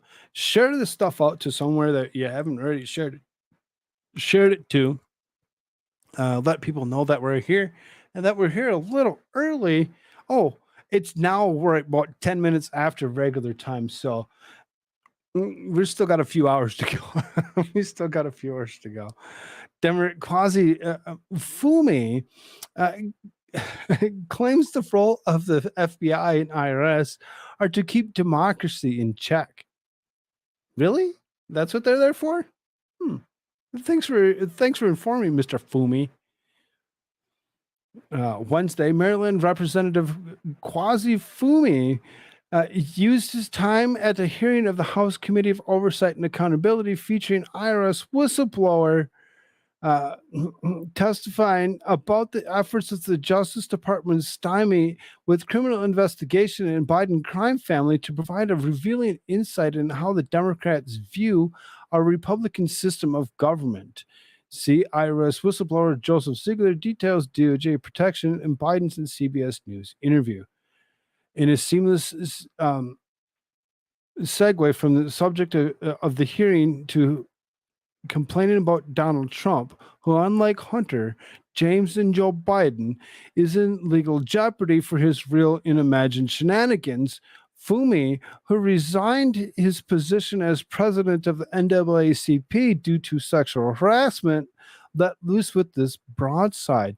I like how they went ahead and they actually called him up for his own indiscretions, as opposed to just going ahead and just giving us the article straight out. I mean, this right here, it could have been an omitted. It isn't something that wasn't necessarily needed to be there, but I guess now we know a little bit more about Mr. Fumi. Here's what galls me. I don't like these attacks on the Department of Justice, the FBI, the IRS, as if they are somehow anti-U.S. agencies. Those agencies keep this democracy in check. It keeps them afloat. They provide the checks and they provide the balances. IRS, as if they are somehow. Which one? On the Department of Justice, the FBI. The DOJ, the FBI, and the IRS. The DOJ, FBI, and IRS are the ones that are actually supposed to keep our democracy in check. Is that really how that's supposed to work? I don't think that's how that's supposed to work. I'm really not sure if he's actually thinking properly or if he just doesn't have a brain in his head where he actually goes ahead and he calls out these three-letter agencies for what they're not. Once you get past the point of being shocked and appalled that the member of the House of Representatives, the part of federal government closest to the people, could claim that the DOJ, FBI, and IRS are part of our system of checks and balances, and their role is to keep the democracy in check, you can actually be thankful to the guy. Really? On Tuesday, I posted in the confusion of disarray with the New York Times because of Trump's public plan to bring a federal bureaucracy to heel. See, Trump's plan to destroy the deep state causes panic in the New York Times, as my friend in the red state OG, Thomas Crown, noted on Twitter. Our administrative state at the federal level is premised on two weirdly unconstitutional but broadly accepted and therefore sort of constitutional premises. And sort of constitutional, either they're constitutional or not. They're not this kind of, well, they're kind of sort of constitutional, but maybe they're not. How can you actually call something unconstitutional when you have no clue what constitutional really means? I don't think he knows what it really means. Then the legislature conceded its power to the president's branch, which he cannot and must not fully control, granting any federal agency, much less those agencies who can take the possession and kill you if you rile them up. Just ask Vicky Weaver. Oh, that's right. You can't ask her. Status of our checks and balances looks, smells, and tastes very much like the Soviet Union, referring to the KGB as the sword and shield of the Communist Party, placing any federal agency, particularly those with power to deprive you of life, liberty, and property, above criticism is something we sort of suspected the Democrats believed, but never expected to hear them say out loud. And this guy went ahead and he said them straight out loud. What up, 357? Good to see you. Good to see you. Glad you're here. As you can see, there's the full committee hearing that we actually played earlier today. It's a fairly lengthy, about 6 hours of video to actually go through all of this, and it's kind of mind-boggling to actually hear it and what some of them actually did have to say, what they're actually about, and how they actually treat whistleblowers when it comes to the other side of the aisle. When it comes to the other side of the aisle, it seems like both sides will sit there and pick on, belittle, and do whatever they can to actually make them look like they're not intended to be whistleblowers. The problem with the Democrats is they can't get Donald Trump out of their head, so they go ahead and they continuously bring up Donald Trump over and over again. Daniel Goldman's commentary on Hunter Biden and the two-tier justice system is mind-blowing. Rep. Dan Goldman continues to make a case of being the most insufferable Democrat in the House of Representatives. Over his short time in office, Goldman, who managed to beclown himself in multiple occasions, I'm not so sure that he actually did that. I think he's still a clown. In a hearing of the violent crime, he attempted to call the issue a charade, at which point a witness raked him over the coals. In another hearing, he tried to challenge the credentials of reporter Julio Rosas, who served as the U.S. Marine. That went about as well as the New York Democrat as you'd expect. You get the idea. Goldman is shameless, but he's not good at expressing the shamelessness in a persuasive way. Instead, he just comes across as some entitled trust fund kid who thinks he's far smarter than he actually is. Case in point, Goldman went on MSNBC on Wednesday to proclaim that a two-tier justice system doesn't exist, but it's targeting Hunter Biden. Yes, I'm serious. So then,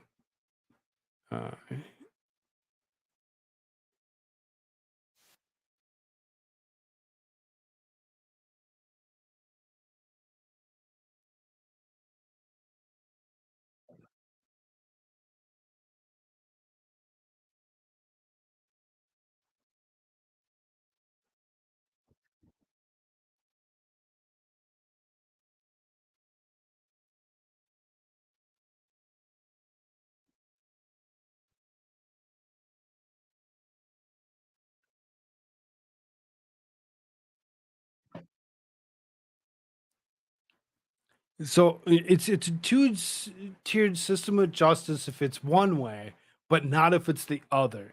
So he calls out somebody else for their indiscretion and actually says, "Well, look what they did. They just paid a fine." I don't care what Hunter does. If he has to pay a fine, pay the fine. Pay your taxes, pay the fine. Get charged properly with each and every single crime that you've actually done, and then we can drop it. And then we can drop it, and then we can be done with it. We can move on. But until you do that, until you actually bring him up on any charges whatsoever, the guy's just going to be, they're just going to sit there and they're going to point fingers at each other until something happens. Make it happen. Finish the shit up with. Quit playing games with each other. Quit acting like nothing's ever going to come out of this. I don't care what it is that he gets charged with. Charge him with something. Charge him with something. I don't care. If it's just a fine, it's just a fine. Then we can shut up about it. Right, exactly. Just own it. It's your thing. You did it. Why in the world we're wasting time. We're wasting time and valuable money worried about what the hell's going on when they don't. It's just seriously ridiculous.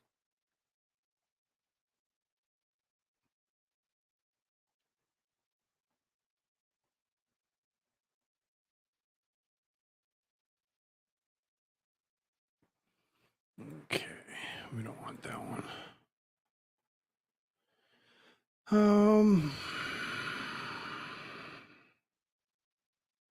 Again, I'm kind of glancing through these real quick because I don't want to actually go over it all over again if we don't need to. So, the show was great. I watched the whole thing, the whole 6 hours worth of whatever that actually happened today. The one that really seriously caught my eye that I liked the most was this one. Why? Because of the interaction that she actually has with Jamie Raskin. MTG whips out Hunter's dick pics during the House hearings and alleged Biden family influence peddling.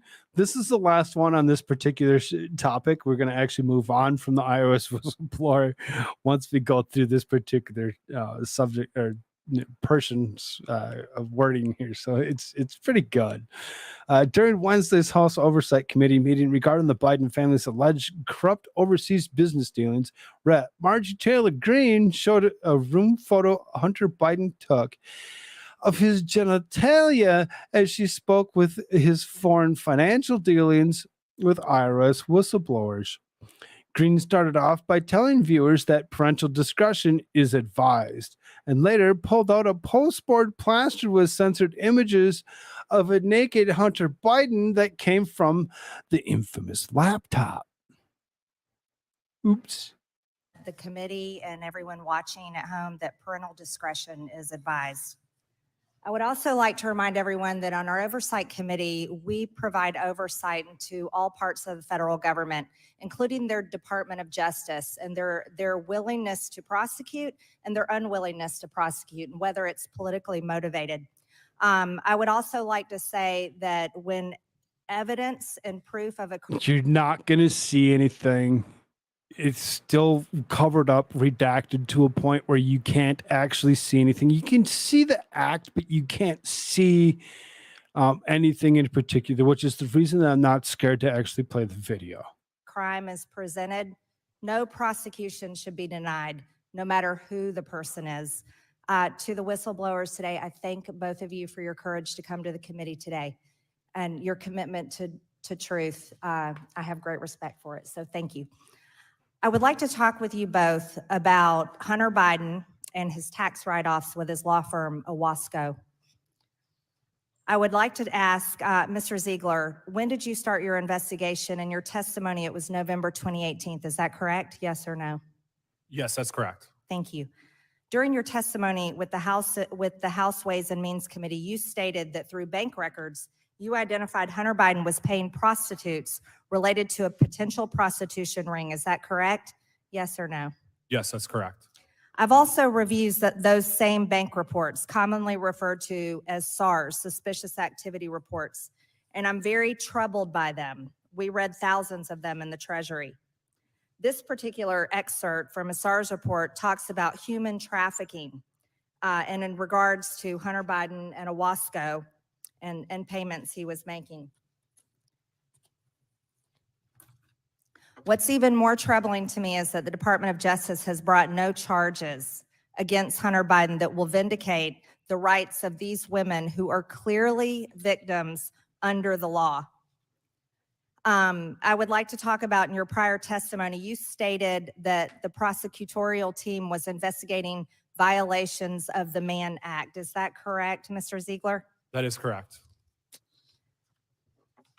Regarding the Mann Act, if a person is transported across state lines for sexual activity, such as prostitution, that could be a violation of a federal law. Is that correct? I actually recently looked at the federal law regarding Mann Act, and I believe that that is correct, but I would refer you to the DOJ manual. Thank you. I would like to present this to the committee. This is showing Hunter Biden paying for a victim's United flight from LA to Dulles. This was I believe this is a violation of the Mann Act. This is Hunter Biden's, this is his proof that he bought the ticket. He bought it for this woman right here. He flew her from Los Angeles to Washington on June 14th, flew her back to Los Angeles, California on June 15th of 2018.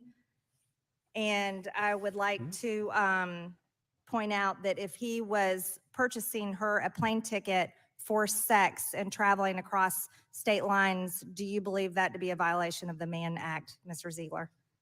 So I could. What Good Logic was streaming this today when MTG came on YouTube, kept interrupting his stream. He ended up just streaming the rest of the Rumble because of YouTube.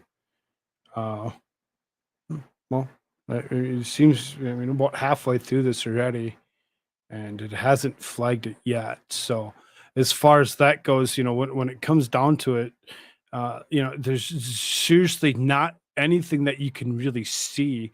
It's just the conversation that's actually had between the two when she actually brings up actual evidence to actually show them exactly what she actually, we all have access to. We can actually go and we can look it up and we can actually say whatever it is, see whatever it is that actually came across and not have an issue with it. So, I mean, Can talk to specifically what's in my transcript regarding the Mann Act. So I know we were compiling the information together. Yes, but Mr. Ziegler, travel as the law states, by the code of the law, it states traveling, paying someone to go across state lines is prostitution. It's a violation of the Mann Act. Technically, taking people in and across state lines to actually do things with them or whatever is technically a form of prostitution.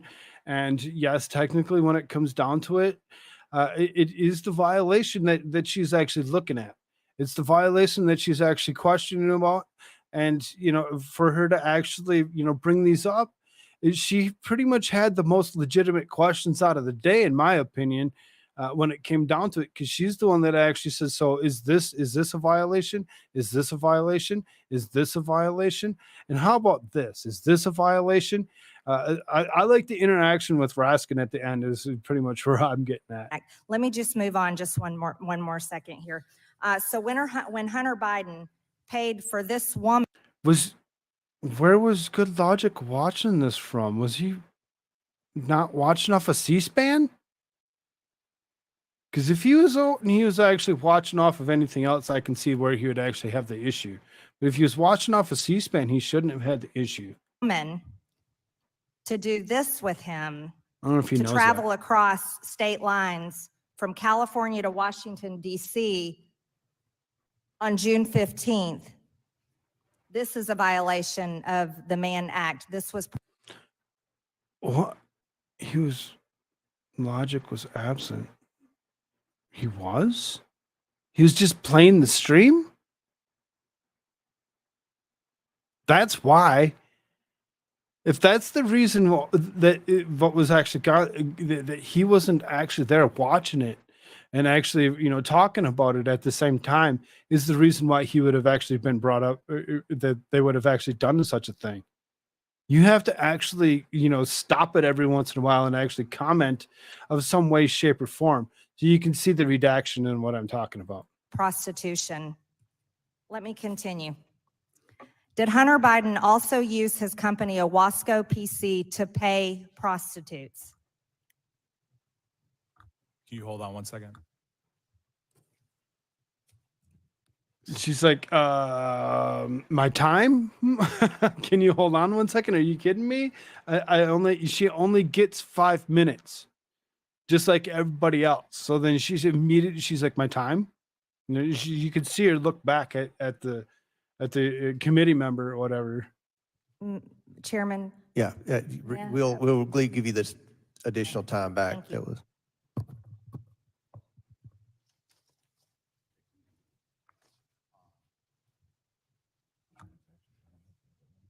Oops, turn off the microphone. Oops. Don't say that. Don't say anything too loud, because if you say it too loud and you have that microphone on and they can catch you on that hot mic, it might be something that you said that you don't want to be sharing. Not sure if the first source, but switch to right side on Rumble. They still interrupted it.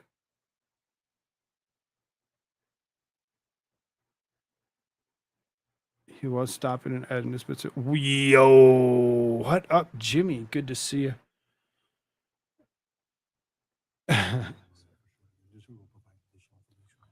So regarding Mann Act violations, what we can do is, given by the statute, we can turn those over to the House Ways and Means Committee, and then we can they can decide to vote to turn them over to you.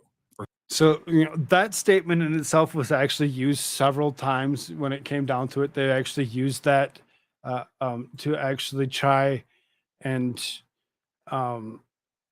get them to understand that they couldn't actually just turn everything straight over to everybody, that they'd have to actually turn it over to the Ways and Means Committee. The Ways and Means Committee would have gotten, they'd have to actually vote to actually get the stuff in, and then they can distribute it from there. So there's some, little, couple little twerks and quirks that they need to work out to actually get all this information to her. She can't just have it directly. Regarding Mann Act. Thank you, Mr. Ziegler. So talking about Hunter Biden using his company, Owasco PC, to pay prostitutes, this is also a suspicious activity report showing that victim one, the woman that was paid for prostitution, that traveled from California to Washington, D.C., paid for by Hunter Biden. This is an excerpt from a SARS report that we've read in the Treasury, and I think you all have looked at these too, showing that victim one was supposedly an employee of Owasco. But I would like to point out, this is not really what most paralegals do for law firms. And it's very serious. I would hope not. I would hope not. I would hope that most, paralegals wouldn't actually go that far. If you have any paralegals in the room, could you tell me, have you actually ever gone that far and actually done such a thing? Anybody? Serious that Hunter Biden was paying this woman through his law firm and then writing it off as business tax exemptions. Most people write off, their write off things for their taxes through their businesses, like a meal or say office supplies. But can you confirm for me that Hunter Biden had written off payments to prostitutes through his law firm, Owasco? I appreciate the question given by the statute. I'm limited in my testimony today, and I respectfully would need to turn those records over to the House Ways and Means Committee. Again, back to the House Ways and Means Committee. He can't. There's other people that ask questions that he actually does the same thing on, where he actually goes ahead and says, I can't I have to go through the House Ways and Means Committee to actually submit that to them. Then and only then will you actually have access to actually see exactly what everything is. They can only answer questions. They can't actually tell them exactly what happened with who, when, or where. Okay, thank you, Mr. Ziegler. One last question. You referred to one of the assistants as West Coast assistant. Thanks, Jimmy. I believe this is the West Coast assistant. Could you agree with that? So I can tell you that there were deductions for what we believe to be escorts, and then that $10,000 golf club membership. Yes, that was not a golf club membership. That was for a sex club payment. Oh, golf club, sex club. I got a club. I mean, what the hell? It's all the same, right? It's all the same. Didn't matter where the money actually went to. I should be able to write it off as a business expense no matter what. Because why? I'm a businessman. Not how it works. Nope. That was for a sex club payment.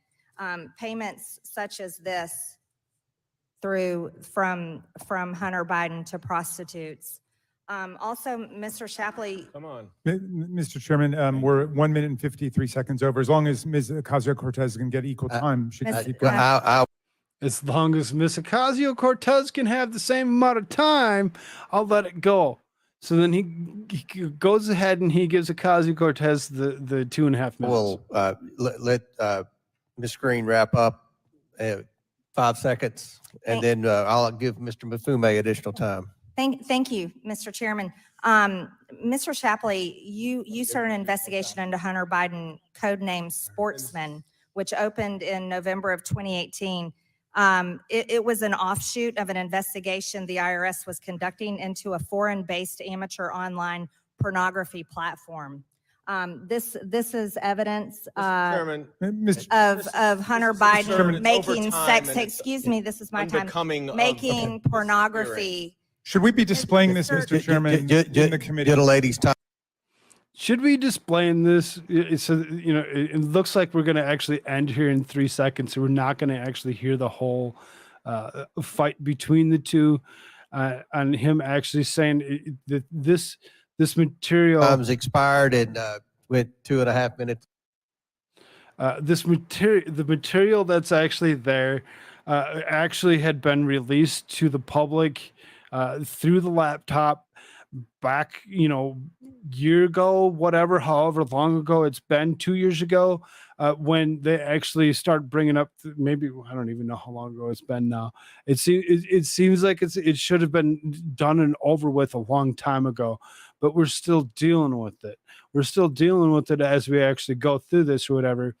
And he seriously wants, he wants it to actually be that she shouldn't have been able to actually show such a thing to the public when the public already has access to all of it. If you don't know how to get to it, don't know how to get the access to all of the stuff that was in the laptop, there is a way to actually do so. There's a website in itself that actually does have all of that, tied to it. I think actually the Marco Polo, Biden laptop report.marcopolousa.org has all of that information on it. Has all of that information that you could ever want, all the SAR reports, all the subpoenas, all the stuff anything that was on the laptop, all the emails, all the photos, anything that was through his iPhone, through his laptop, anything that he talked about with Mr. Bobolinsky, all the Ashley Biden diary stuff is all transcribed, all the stuff with Haley, almost anything and everything that you could possibly think of is on that. Again, Biden laptop report.marcopolousa.org. You can actually see all of that. You can see all of that. And that's where she actually argues the point that it's already public. It's already public. What are you trying to get at? Are you trying to tell me that I can't have something that's already public? I can't share something with the rest of the people that already seen this? And Raskin has an issue with it. Why? Because he knows damn well He knows damn well that this is going to actually turn out bad for Hunter Biden and Democrats when it comes down to it. But why? Because they're the ones that are actually pushing for it to actually be okay.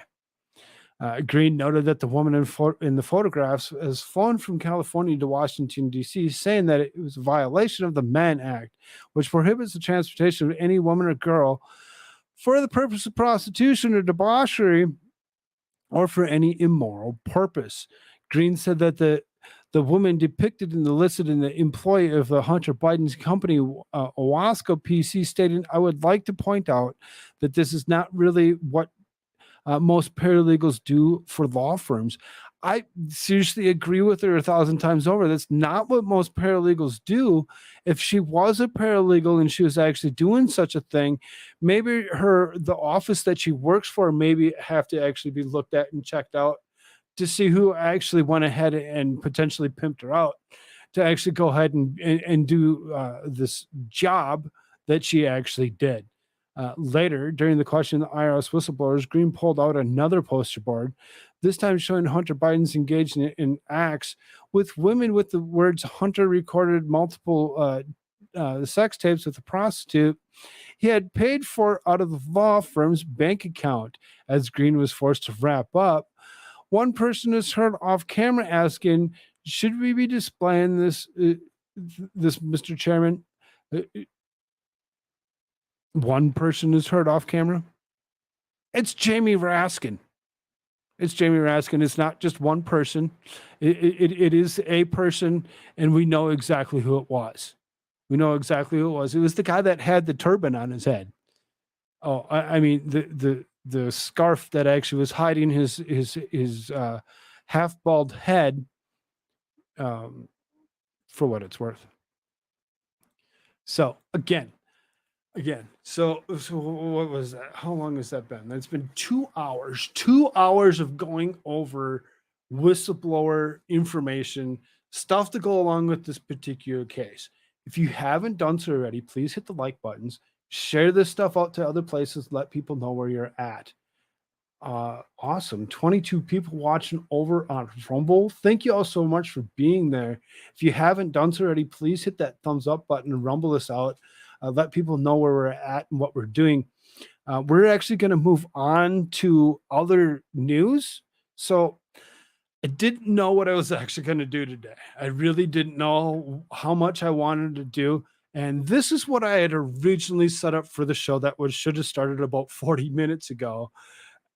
Everything else that came up because of the whistleblower stuff, I really seriously turned it into an extended show. And I didn't want to be here until about 3 or 4 o'clock in the morning. I wanted to actually give myself some good time. So if I seem to be skimming through this fairly quickly, it's because I really don't want to be here anything past 1 o'clock. It's about 20 minutes to 11. I'm going to see what I can do to actually speed up this process just a touch and go through the rest of this news that came out of today. There's a lot of interesting things that have happened. I know they're not at the top of the list, but when it comes down to it, that's the and more. The and more is this. So you see all the tabs, right? Odessa port heavily bombarded by drones and missiles in worst attack of the war. Russia obliterates Ukrainian infrastructure on the Black Sea.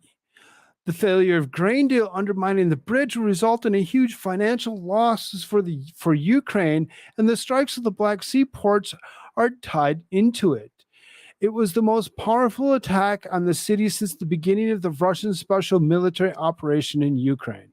From what can be gathered from Ukrainian sources, the Russian combined arms attack included around 32 Iranian UAV Geranium-16 caliber missiles, 8 X-22s, 6 hypersonic Onyx missiles, and 1 X-59 flew across the skies of Ukraine.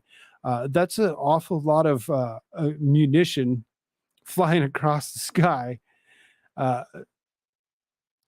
Too much, way too much for anybody to actually be thrown at anybody else trying to actually do whatever it is that they're actually trying to do. I believe this 14 seconds actually does show.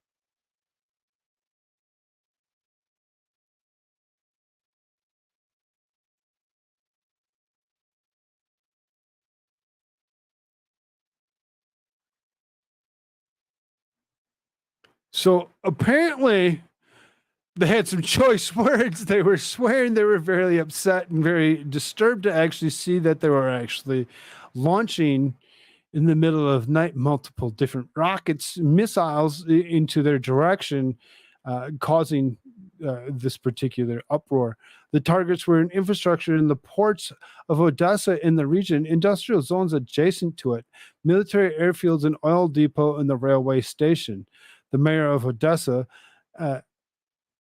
Gennady Turkovan, announced the largest attack in the city since the beginning of a special military operation of the Russian Federation in Ukraine. One of the worst nights. We don't remember this scale of attack since the start of the full-scale invasion, he said. Russian Defense Ministry. Tonight, the Russian Federation Armed Forces carried out a group strike with sea and air-based precision weapons against military industry facilities, fuel infrastructure, and ammunition depots in Ukrainian military is Odessa vicinity, as well as against the Kanatovo Air Base in the Ukrainian Air Force is the Koolfrogg region.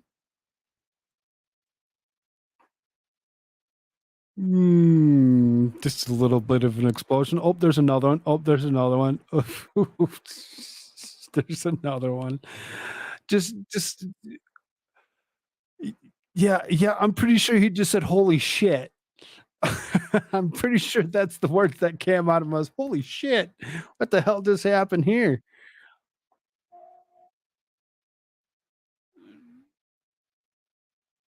These. I don't know. I was going to come up with a line of what he said. I don't know if I should. Regarding the strikes in Odessa and elsewhere, it bears mention that there are not yet any strikes of retribution. All these adamantly massive strikes were planned in advance. Nothing to this magnitude happens at a knee-jerk reaction to a terrorist attack. As always, targets must be ascertained, verified, confirmed. The amount of planning that goes into these types of combined strikes is not done in a day. Russia's been long planning the exit from the grain deal and how to do it. The destruction of Ukrainian ports is an inevitable consequence of Russia's decision to leave the grain deal behind, rather than try to police any ships with crews foolish enough to attempt docking in Ukraine. It's best to simply make it impossible to dock in Ukraine. So, they blew up most of the dock area in Odessa. They just kind of destroyed the area and made it unusable by Ukraine in any way, shape, or form, locking up grain deals and destroying anything that was in its path. In the year's time, only the rich have bread and cakes. Yes. The things that we used to actually give to our prisoners, bread and water, is now for the rich only. It's now for the rich only. Starve. Just starve. It's okay. So again, there's a lot. There's a lot. MTG response: the new special counsel may indict Trump again. Bullshit. She's very upset. She had a lot of stuff to actually say today, and she was on the spot. Georgia Republican Rep. Marjorie Taylor Greene offered up a frank response following former President Donald Trump's announcement on Tuesday that he believed he was about to be indicted again by chief political rivals Justice Department. Trump posted a Truth Social Tuesday morning that he was expecting to be arrested and indicted after receiving a letter from special counsel Jack Smith telling the leading 2024 GOP presidential contender he is target to the January 6th grand jury investigation. Deranged Jack Smith, prosecutor with Joe Biden's DOJ, sent a letter. Again, it was on Sunday night, stating that I am the target of the January 6th grand jury investigation and give me a very short 4 days to report to the grand jury, which almost always means an arrest, an indictment. Trump wrote in Truth Social. So now Joe Biden's Attorney General Merrick Garland, who I turned down to the United States Supreme Court in retrospect based on his corrupt and unethical actions, a very wise decision, together with Joe Biden's Department of Injustice, have effectively issued a third indictment and arrest of Joe Biden's number one political opponent, who is largely dominating him in the race for presidency, Trump said. The Sunday letter gave Trump 4 days to report to the grand jury, Trump said. The report asked Green to respond to the potential indictment. The absolute bullshit. That's my reaction. This is the only way that Democrats have to beat President Trump, is to arrest him, smear him, charge him with ridiculous charges all over and to cover up Joe Biden's crimes. Hunter Biden's crimes, it's unbelievable. It's hard to even recognize that this is our country, said Green. You can actually watch her actually say this is absolute bullshit if you really wanted. The American people are going to be furious. And what Jack Smith is doing is weaponized government. And he's weaponized the Department of Justice against President Trump in a complete lie about President Trump and January 6th. And it's outrageous. And I can't believe our country has to endure this. And I'll be standing with President Trump the entire way. She was then asked if she thought that federal charges related to the J6 Capitol riot would be more serious than those filed against Trump for allegedly mishandling classified documents and indicating they would be. The charges they're looking at bringing against him, they arrested him on January 6th. They held them pre-trial. They never let them out of bail. And the question that I want to ask Jack Smith is this the plan? Are they going to arrest President Trump, charge him with phony, fake charges, and hold him in prison while he's winning the Republican primary? She said, so I mean, she has a point. She has lots of questions to go along with it. What are they going to do? Why are they attempting to do this? And what is the reason to actually go after him over and over and over again when absolutely zero things have stuck before? Oh, let's do it again. Oh, let's do it one more time. Come on, let's take our unselect committee. Let's create another one and do that all over again too. Why not? But people don't care. It's sad on both sides. It really is. It really is sad. Did you just come back to my desk to hear MTG's voice? Yes, you did. Yes, you did. Rep. Matt Gaetz, fed up with Biden Justice Department unprecedented targeting of Trump, has introduced legislation that would defund a special counsel Jack Smith's ongoing investigation ahead of another possible indictment. The Florida Republican bill comes as of Robert Hur, a special counsel appointed by Attorney General Merrick Garland to investigate President Joe Biden's mishandling of classified documents. Hasn't been heard from since he is authorized in January. It also comes as Trump predicted on Tuesday that Smith would soon indict him over the January 6th Capitol riot. I will be introducing legislation to defund Jack Smith witch hunt against President Trump, Gaetz wrote on Twitter just hours after Trump's announcement on Truth Social. They're attacking our democracy and engaging in election interference right now. The United States Congress has the capability to stop this election interference, and he must act immediately, Gaetz noted further. In a video clip on the podcast posted along with his remarks, Gaetz argued that Trump would not be facing such legal jeopardy if he wasn't leading Biden in a growing number of polls. I agree. I agree with Gaetz. I think that they would actually do less if they knew for sure that they were actually going to actually legitimately take a presidency again, which they just might. They just might. There's no doubt about it that they would actually do what they did once before all over again to make that actually occur. Day job voiceovers? Maybe. I'm not so sure about that. Not so sure. Just not sure. But when it comes down to it, for them to actually, I'm glad that they're actually trying to do what they can, for Gates to actually go after him and saying that they're actually attacking Trump over and over again,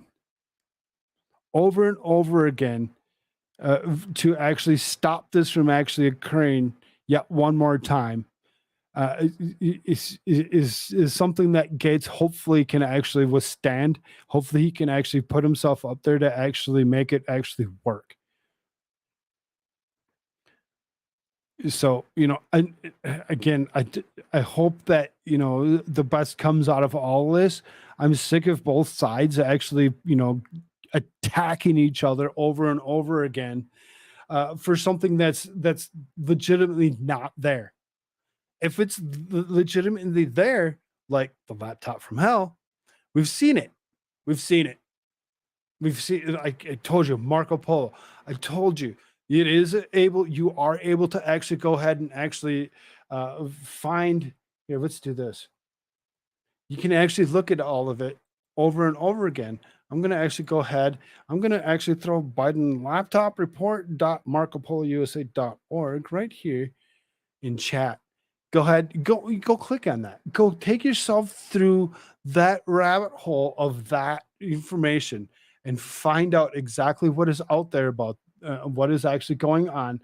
And you might just be greatly surprised when it comes down to it. I don't want to leave Rumble out of that. So there you go. There's that marcopolousa.org site. Go ahead, check it out. You might be greatly surprised what kind of information is out there about this particular situation. And I'm glad that Gates is actually stepping up to the plate. Marjorie Taylor Greene. We just need a couple more to actually, solidify that. Maybe a couple more from the Freedom Caucus or something might actually, come try joining in.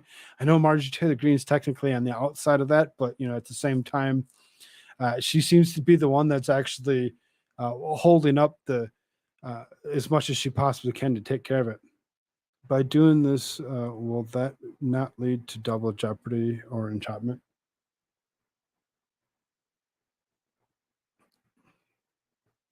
I mean, maybe, but there's currently what's actually happening isn't fair.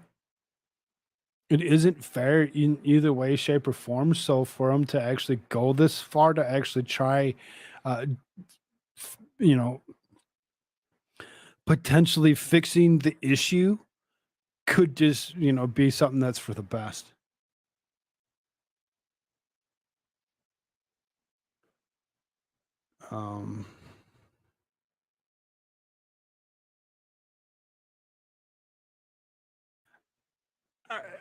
Kind of seems that way, doesn't it, Vicky?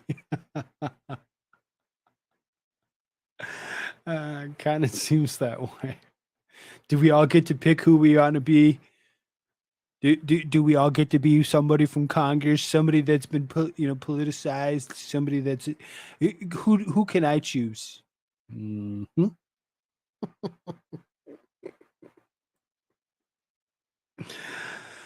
Henry Kissinger makes surprise visit to China. Huh. Newsom just fined a school district $1.5 million for rejecting the curriculum.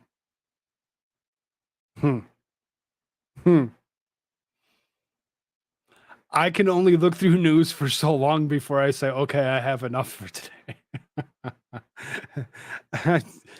I see some of these others that when I watch things like like watching Good Logic or watching Ricada or watching anybody else that actually does anything similarly close, and I watch them grab like 2 or 3 articles and they last like 3 or 4 hours, and I'm like I got like 50 of them and I last about the same.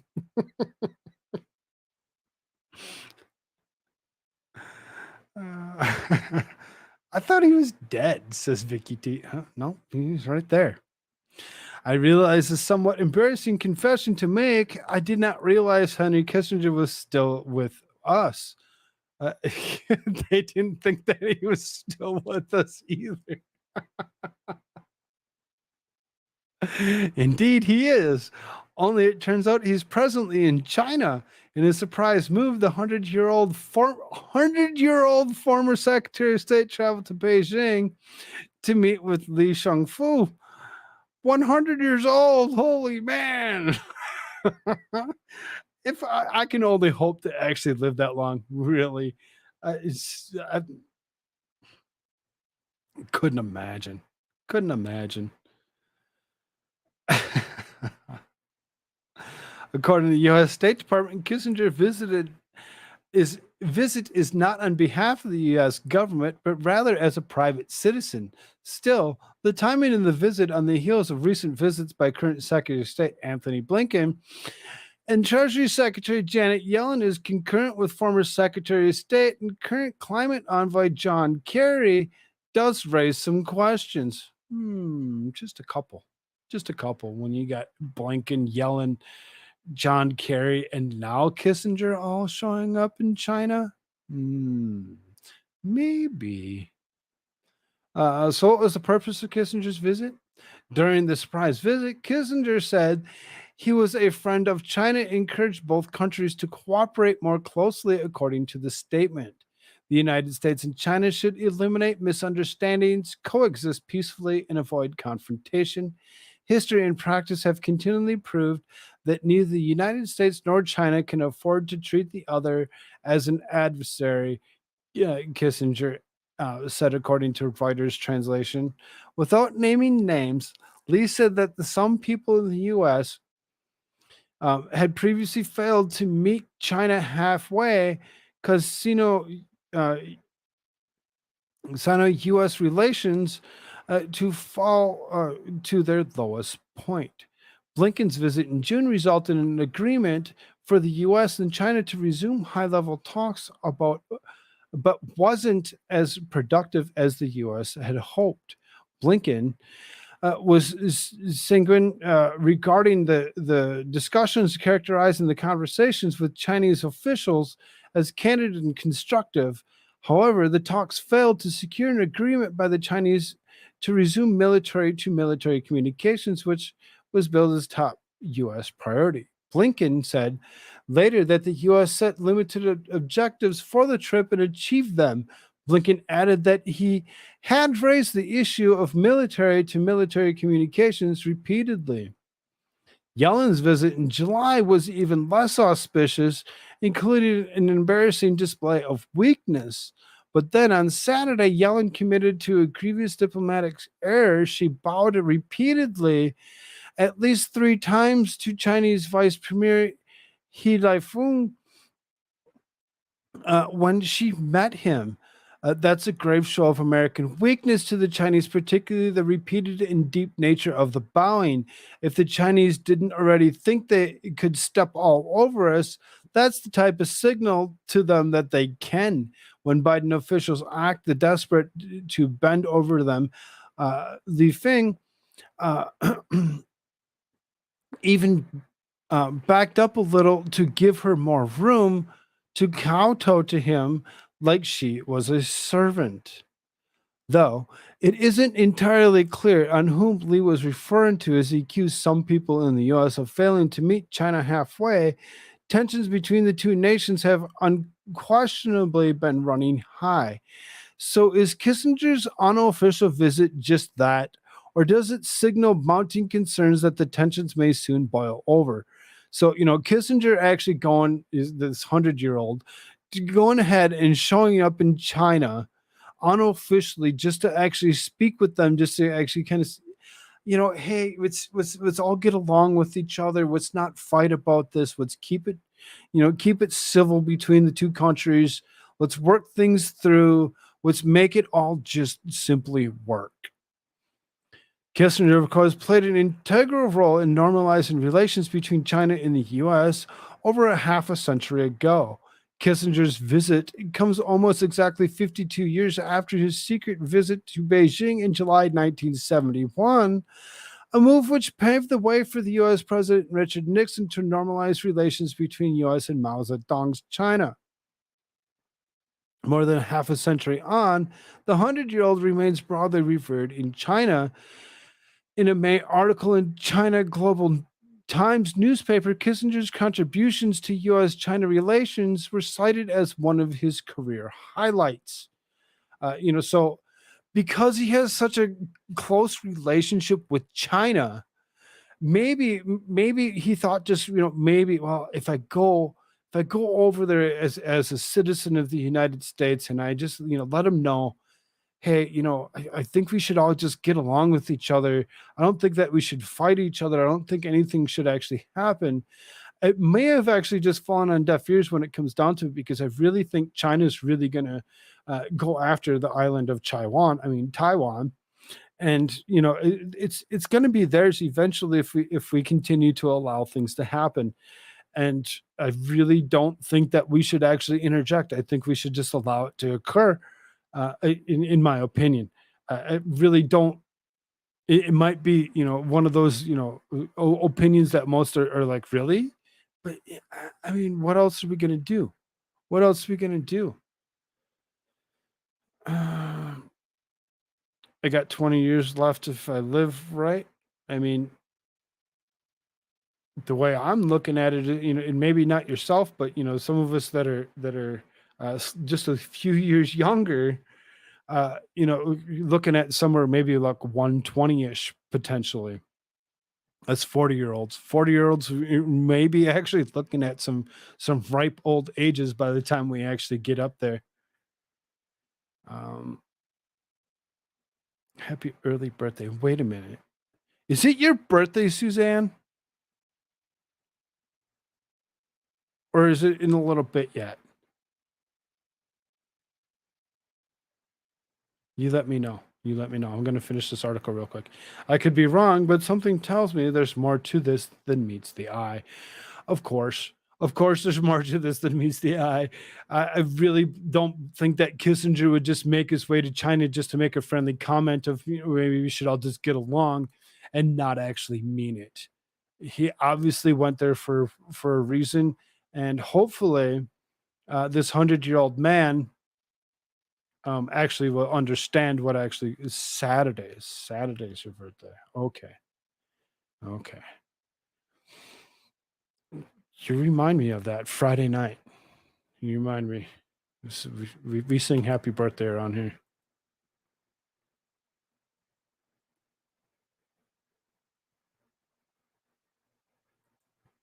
All right. Israeli president rips into squad Democrats in scathing address to Congress. So yesterday, this Isaac Herzog actually made his way to U.S. Congress, actually stood in front of Congress, and just like Zelensky did, actually stood in front of his joint Congress and actually held a little speech. In an address to the U.S. Congress today, Israeli President Isaac Herzog boldly called out anti-Semitism within the House, a remark viewed by many as a sharp rebuke towards members of the progressive squad Democrats. I'm not oblivious to criticism among friends, including some expressed by respected members of the House. I respect criticism, especially from friends, although one does not always have to accept it, Herzog began, setting the tone of an intense exchange that followed. Criticism of Israel must not cross the line into negotiation of the state of Israel's right to self-determination. That is not legitimate diplomacy. It is anti-Semitism. He declared that the applause of several members of the House, vilifying the attacking Jews, whether in Israel or the United States or anywhere else in the world, is anti-Semitism, he stated, reaffirming Israel's stance in this subject. Anti-Semitism is disgrace in every form. Herzog concluded, his words echoed by applause in the congressional chamber. We're not going to play this. Not going to play it. The direct and forthright address by President Herzog was showing the growing tension within U.S. politics regarding Israel, its policies, and large questions of anti-Semitism. Ilhan Omar, Alexandria Ocasio-Cortez, along with other members of the squad, chose to abstain from the speech Herzog presented to Congress. Decided to actually didn't want anything to do with it. I know you can't hear this.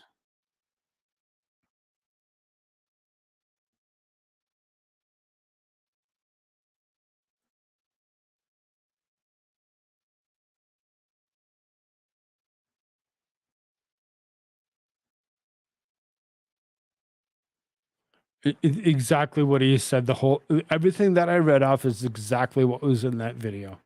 There wasn't anything different in the video than what was already read out.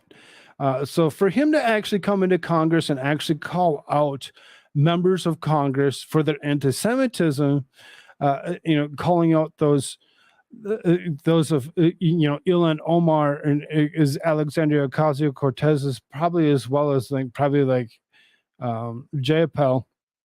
all of them, all of those members of that side of the aisle that are actually, they've called out they've been very anti-Semitic when it comes down to it. And I'm glad that he actually called them out for what it was. This guy from Israel. Now, I'm really seriously kind of confused on it or whatever, because the left is for Hamas, whereas the right is for Israel.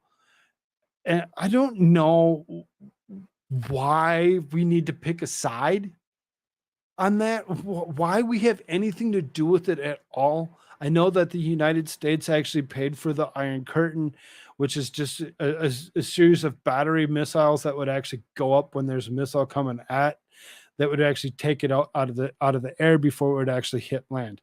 I get that we actually go ahead and we fund that.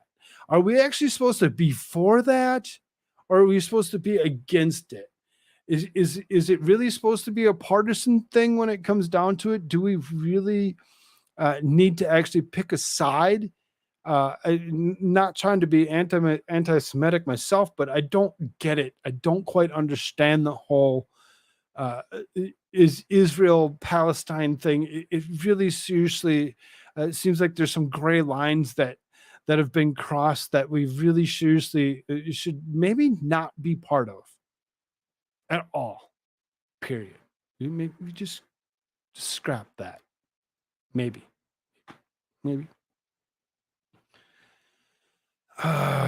So Bidenomics. I really hate Bidenomics.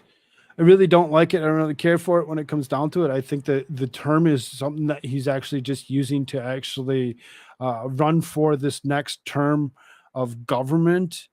I believe in my mind, that's exactly what it's for, is just a word for him to use to run for president again, as opposed to it actually being anything specific when it comes to the economy of the United States. Because if it was for the economy of the United States, he isn't doing a very good job.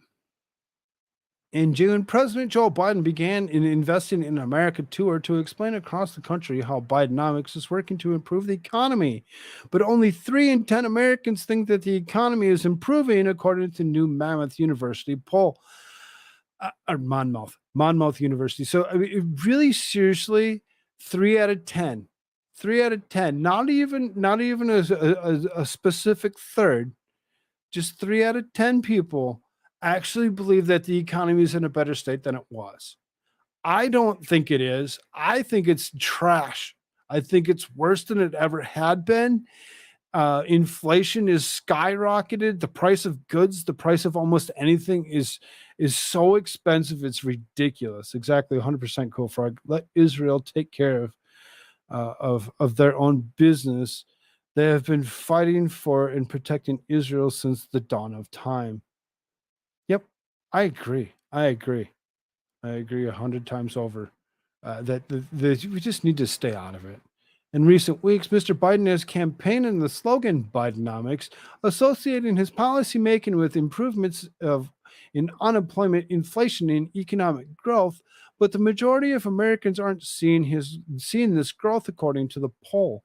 The president has been touting Bidenomics, but the needle of public opinion has not really moved Americans, or has not really moved. Americans are just not giving him a lot of credit when it comes to the economy.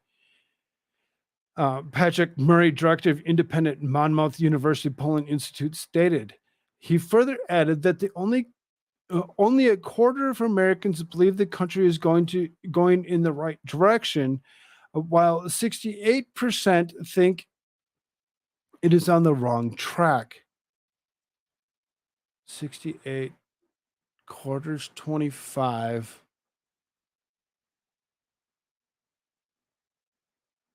Hmm. 85. Where's the other 15? They don't want to, that it didn't take the poll? I don't know. I'm confused. The poll, which took place July 12th through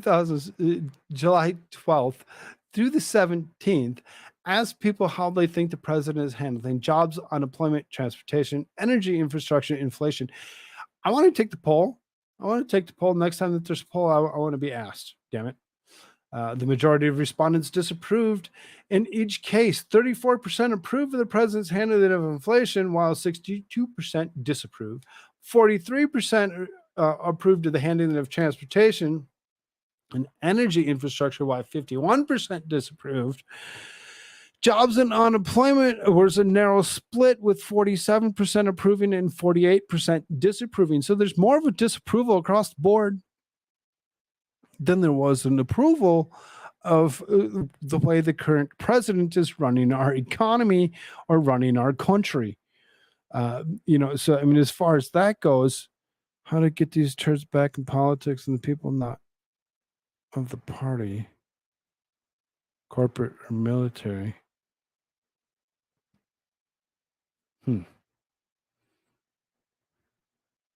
I guess when it comes down to it, if they're not going to actually do the politics the way it's intended to be, you make it something so that they have to actually go and figure it out. On the economy, respondents also asked whether they thought the country was doing better, worse, or about the same as other countries post-pandemic, with roughly a third of respondents in each camp. Mr. Biden's approval rating has remained poor over the past 2 years, with averages compiled by Real Clear Politics coming out to 42% in recent weeks. The Monmouth University poll is consistent with similar polls conducted earlier this year. The Associated Press poll conducted last month found that 30% of Americans thought the economy was good, noting that the percentage hasn't risen above a third since 2021. A Gallup poll on Monday found declining confidence in the economic leaders, which was noted to be at near low points in two-decade history in Gallup's trend. Just 35% had either a great deal or a fair amount of confidence Mr. Biden would do right by the economy, down from 43% in 2022. People are losing confidence in this guy as he actually continues to actually be there. I think they should maybe think of replacing him with somebody else that might be able to actually potentially make it look like they're trying to at least do the job. The CNN SSRS poll in April found much of the same thing. 7 in 10 Americans said the economy was in poor shape, with only 29% responding that economic conditions were good, and only 4 out of 10 believe economic conditions would improve in 2024. CNBC's April poll reported similar numbers, with 69% of Americans pessimistic about the economy, which is noted as historic high. What is Bidenomics? Does anybody know what Bidenomics really is? I'm here for the Frogcast. Nice to see you, Jay-Z. Glad you're here. Mr. Biden cited Wall Street Journal with the Financial Times for coming up with the same last month without mentioning the name had not been used in a positive sense. In April, the Wall Street Journal editorial board published a piece titled Bidenomics, 2 years of falling incomes. And now he's using it. He's using the Bidenomics as a thing. He's like, yeah, income's falling. Things are good. Which sought to explain why Americans have soured on the president's economic policies. According to the data that the Bureau of Labor Statistics, Americans haven't had a raise since he took office if one accounts for inflation.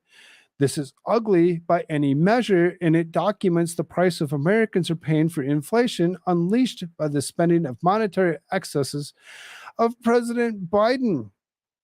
The last Democrat Congress and Federal Reserve, the board wrote, Americans understand this. In an attempt to turn the insult around, Mr. Biden has tried to give it a positive spin in recent campaign speeches. I'm happy to call it Bidenomics, he said with a laugh in Chicago last month. And guess what? Bidenomics is working. No, it's not. Stop it. Bidenomics is just another way of saying restoring the American dream. He said this in South Carolina earlier this month. Oh, really? Bidenomics is another way of saying restoring the American dream. Do you all feel the same way? Does anybody feel that way? Bidenomics. Give billions away. That's a good one, Jay-Z. Good one. Good one. Yes. Smash the like button. Make it your friend. Lick it. Flick it. Do all those little things. Whatever you do, please do so. Both on the YouTube and the Rumble side. Come on, Rumble. Let's go. I got 19 likes over here on the YouTube side. Looks like I got 6. And there's more people watching on Rumble than there is on YouTube. Thank you all so much for being here. I appreciate it very much. Wall Street Journal wrote several pieces on Bidenomics as the campaign continued, largely criticizing his economic policy, pointing out falling wages and constrained job economy and growing deficit. According to the Congressional Budget Office, the federal budget deficit was $1.2 trillion in the first 8 months of fiscal year 2023, up $735 billion, practically double from last year. Mr. Biden has touted this high spending in these recent campaign speeches, kicking off the Bidenomics tour with an announcement of $40 billion in investments towards internet infrastructure in rural America. $40 billion in investments towards internet infrastructure in rural America. Because we all need the internet. Because if you don't have the internet, what are you doing? What are you doing? You have 0 people to talk to that can actually pick on you, ridicule you, and actually make you feel like a lesser of a person. Everybody needs somebody like that, don't they? Get on the internet. Love y'all. Thank y'all for being here.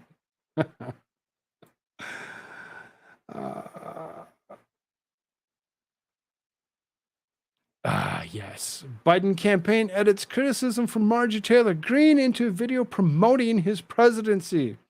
They spun it. They clipped it. They edited it to make it look like she was actually for it. Sup, mad core mofo. Good to see you, brother. Good to see you. Glad you're here. President Joe Biden's 2024 campaign edited the words of one of the most ardent critics of Rep. Marjorie Taylor Greene as an endorsement of his presidential record. I caught this too when they actually did them. I'm like, wait a minute, that's not what she said. She was at Turning Point USA. We kind of sort of went through this, but what she had said. But then the next day I caught it and I'm like, wait a minute, we went through this. That's not what she said. That's not how she said that. They edited that. They cut off the end of it to make it look like she was actually promoting him as being a good president. She wouldn't do that. On Tuesday, Mr. Biden's 2024 re-election campaign published a new campaign ad, which takes portion of the speech Miss Greene gave at Turning Point Action Conference over the weekend to present her, saying the Biden administration has been heavily investing taxpayer dollars in such issues as infrastructure, education, and healthcare. The Biden campaign video features a segment of Ms. Green's TPUSA speech set to uplifting music and interspersed with footage of Mr. Biden in the White House and along the campaign trail. Joe Biden had the largest public investment in social infrastructure and environmental programs that is actually finishing the FDR, Franklin Delano Roosevelt, started in LBJ, Lyndon Baines Johnson, expanded on, and Joe Biden is attempting to complete. Ms. Green said in a Biden campaign ad, and she didn't really say because she was actually being sarcastic, and she actually ended with a lot more. Programs to address education, medical care, urban problems, rural poverty, transportation, Medicare, Medicaid, labor unions, and he still is working on it. Mr. Biden made the purpose of the campaign video even more clear, tweeting it out on Tuesday with the caption, "I approve this message." Apparently, you didn't listen to everything that she actually said. Otherwise, you would actually realize that you actually changed the context of it to actually make it sound like she was actually on your side when she really wasn't. The Biden campaign's edited version of Ms. Green's speech rearranges the order of some of her words and removes others from a portion of her speech in which she compared the Biden's administration agenda to that of Johnson administration of the 1960s. Why he would want to be associated with that is beyond me. In fact, Mrs. Green's comments about infrastructure, education, and healthcare were specifically described the Great Society agenda of the Johnson administration in the 1960s. Mr. Johnson was appointed to the president after JFK was assassinated. Then he was elected. His big socialist program were the Great Society. The Great Society were big government programs to address education, medical care, urban problems, rural poverty, transportation, Medicare, Medicaid, food stamps, and welfare.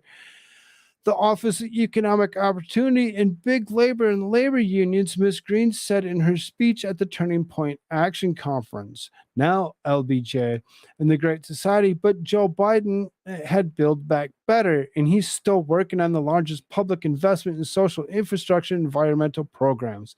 That is actually what FDR started and LGBA expanded on. The Joe Biden is attempting to complete socialism. Socialism. That's the word. That word right there. Socialism is the one word that they left out that they all love so much, but refuse to actually speak of it. Because why?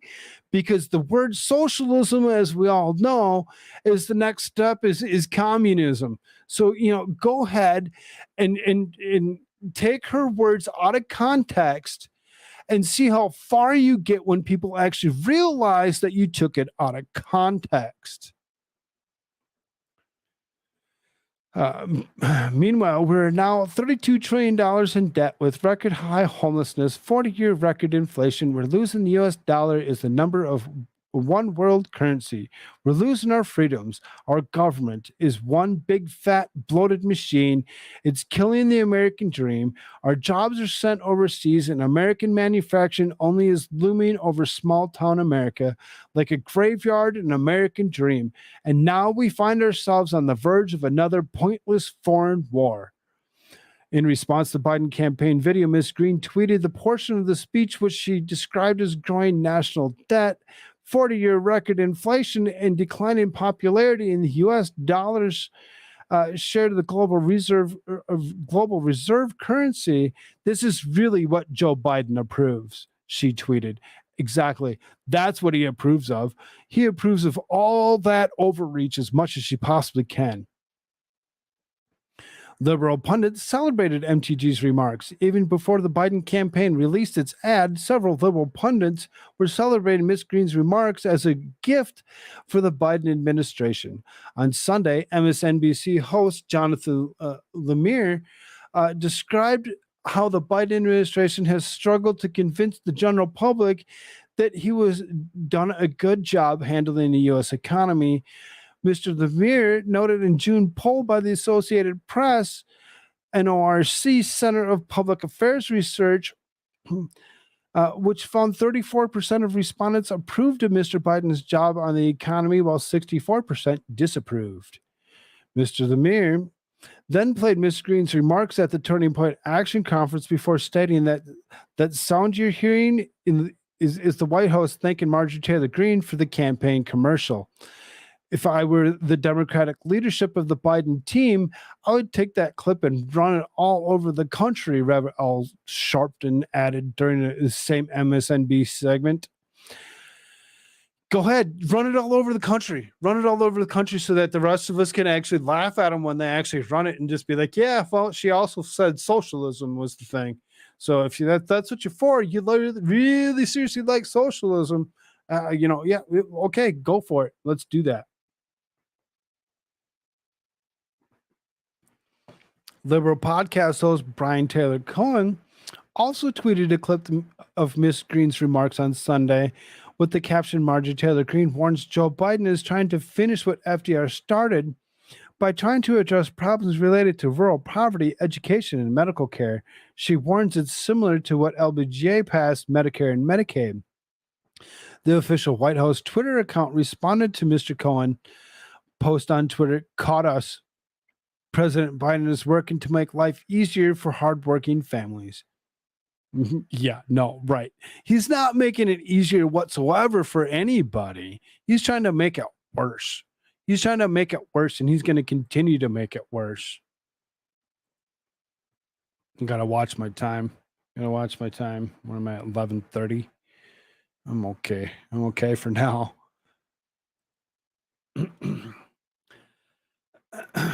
Biden opens up his speech. I couldn't resist two of the children of a man and a woman who were in town, and I showed them my office.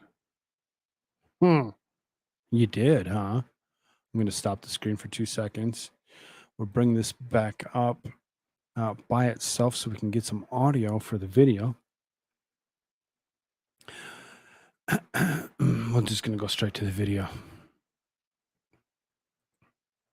But I must tell you, I couldn't resist. Two of the children of a man and a woman who got me started back in 1972, actually 1970, were in town, and I showed them the office, and I apologize for keeping you waiting. I really am.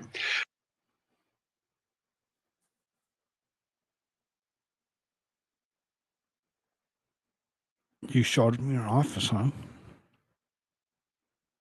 Couple children that helped you all the way back in the 1970s. All the way back in the 1970s, some 50 years ago. Do you look at their faces? Look at their faces as he actually said that. They're both looking at it like, well, sorta. We didn't like you back then either, but we did what we did because you made us, potentially? I have no clue. I'm assuming those kids are in their 50s. Yes, those kids are in their 50s. These two here that are standing behind him. Those are the two.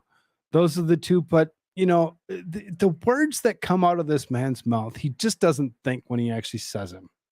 He doesn't use his brain. Oh wait, he needs to have one to use it.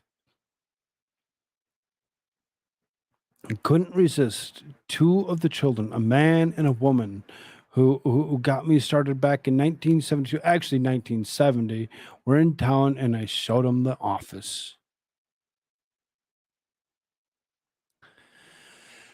Out of context, when you actually, we can take things out of context nowadays. Apparently, we just proved that we can take them out of context without an issue with Marjorie Taylor Greene, right? We just did that. Now what's happening? Oh, let's take them out of context. I couldn't resist two of the children, a man and a woman, were in town, and I showed them the office. Sounds kind of disturbing, doesn't it, Joe Biden? Let's take people out of context and let's make it just that. Let's go ahead and do that. Well, that sounds creepy as fuck. Exactly. It sounds super, super creepy. More like 1870? Yeah, maybe Jay-Z. I remember when I showed the Pilgrims my village back in 1690.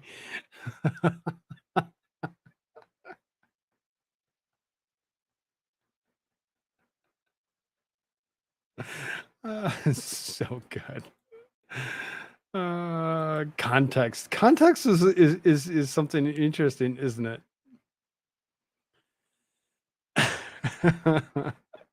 But let's be honest, everything's out of context. Sign me up. For what? What do you? What would you like to be signed up for?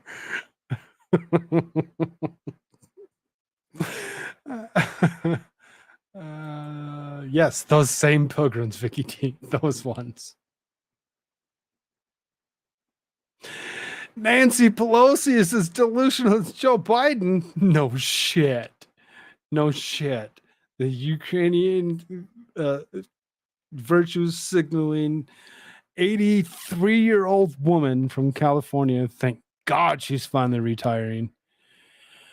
Former House Speaker Nancy Pelosi has lost a sense of intelligence. Not that she had any, but also left jaws wide open when she defended President Joe Biden's old age.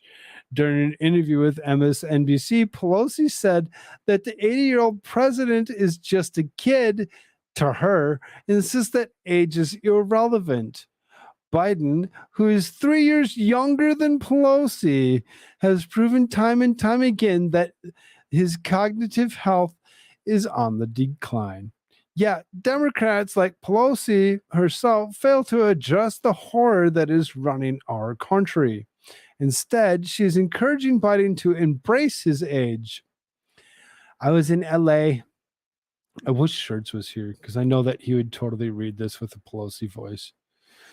I was in LA for some Democratic stuff recently and met with Norman Lear, who's 100, going on 101. He's telling me about some new shows he's involved in. I was meeting with Frank Geary,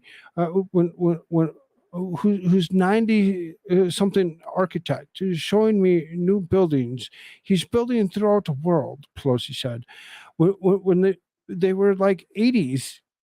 He's a kid. It's relative. He's younger than I am, so he's a kid to me as well. Yeah. Okay. He's a kid to you, 3 years younger. Mm-hmm. Yeah, exactly. Where you at, Shirts? Polls also indicate Americans are not thrilled about having a geriatric president who sniffs little girls and doesn't know where he is half the time. I don't know if it's just little girls or if it's just little kids. Recent Economist YouGov poll found that 45% of voters think Biden's health and age severely limit the ability to do the job. In comparison, only 11% believe his cognitive health, with no effect at all on his job performance.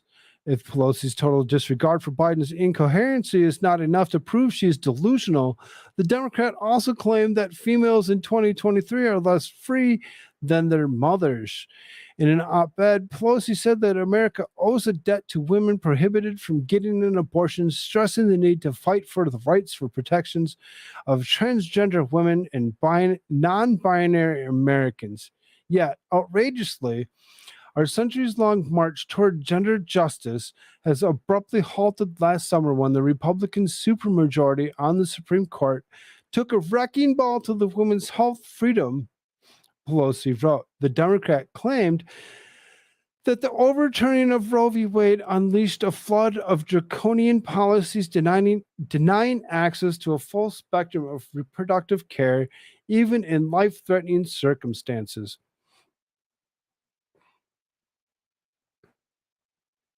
Hold on.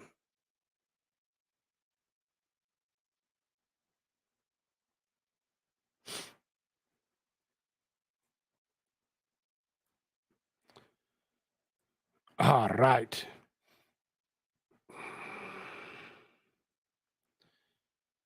So I mean, she's just as old and decrepit, but she thinks that Joe Biden should actually, because he's just a kid, should embrace his age and actually be okay with how old he is and continue to do whatever it is that he's doing because it's okay. It'll be okay for him to actually continue to be president until he's 86 years old, in her opinion. In her opinion, she believes that that's okay.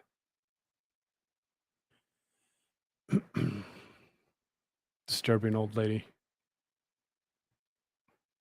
Disturbing old lady.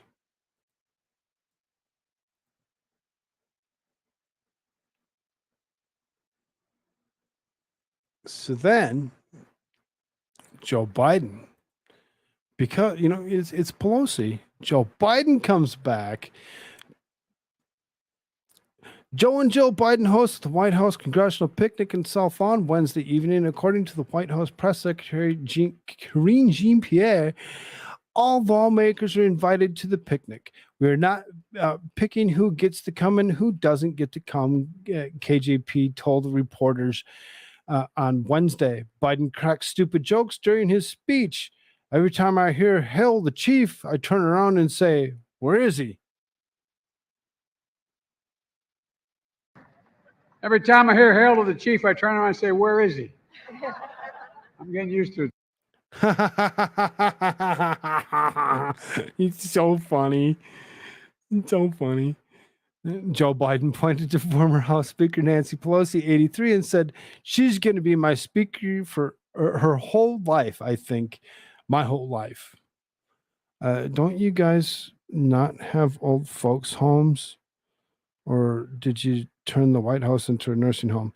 I mean, kind of seems that way, but yes, we do have old folks' homes. Most people actually hit those homes at some point in time in their life, unless they got children that are willing to sit home with them and actually take care of them. I want a special welcome to Speaker Emeritus, and she's going to be my speaker her whole life, I think, my whole life. And I want to thank Nancy and her. There you are, Nancy. Well, she's hiding behind that big guy. You know what I mean? She's over there. You see her? Let us find him for you because we know that you can't see with your old age. She's going to be my speaker her whole life, I think. Well, my whole life. Well, who's gonna croak first? According to him, he doesn't know. He has no clue. He's just going to continue to actually crack jokes because cracking jokes as the president of the United States is the way to go. I'm gonna kind of cancel a couple of these.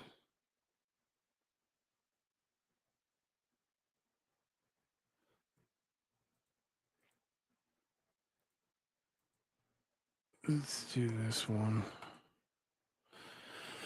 Exclusive new bipartisan bill would ban National Institute of Health from funding experiments on animals. Who are you going to experiment on then? The bipartisan bill introduced Wednesday would ban the National Institute of Health from funding experiments involving animals in laboratories outside of the U.S. The Daily Caller first obtained a copy of the bill, which is titled Cease Animal Research Grant Overseas Act of 2023, or the Cargo Act. Some Democrat made that up. Democrat Nevada Rep. Dina Titus spearheaded the legislation, which also which was also co-sponsored by Texas Republican Troy Nehls. Oh, go figure. The bill would specifically prevent abuse and save taxpayer money that could be redirected to research with human relevant methods within the United States. The American Public would no longer fund experiments on animals abroad. Between fiscal year 2011 and 2021, the National Institute of Health gave $2.2 billion to 200 foreign organizations to fund 1,357 grants and contracts involving experiments on animals. Those funds went to 45 countries, which included Brazil, China, Colombia, and Russia. Titus and Nels want to put an end to that funding. From 2011 to 2021, the National Institute of Health shelled out a staggering $2.2 billion in taxpayer money to foreign organizations. The shocking 90% of the funds never audited by NIH. This is unacceptable, Nels told the caller. To make matters worse, NIH does not inspect the laboratories it funds. They simply shell out billions of dollars to organizations that could be torturing animals or wasting funds. So then there's the bill, actual legislation to go along with it, and you can see that it's a few pages long, about 3. I mean, I suppose we can attempt to make it through the bill. Section 1, the act may be cited with Cease Animal or Cargo Act. The Congress finds the following: the fiscal year 2011 through fiscal year 2021, $2.2 billion in foreign aid. The National Institute of Health does not conduct inspect in foreign organizations. The lack of oversight has resulted in mistreatment of animals used to research projects performed outside the United States and funded by American public.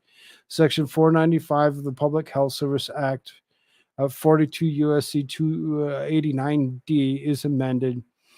In subsection 3, each place it appears in insert subsection A and subsection B, striking subsection. It's really ridiculous when they actually start striking in. Notwithstanding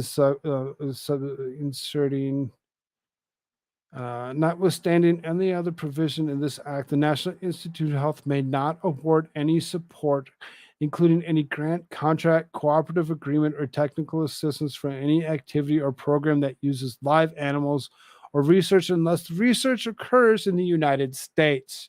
The purpose of the paragraph for the term United States includes, in addition to the several states and District of Columbia, that any territory or possession of the United States.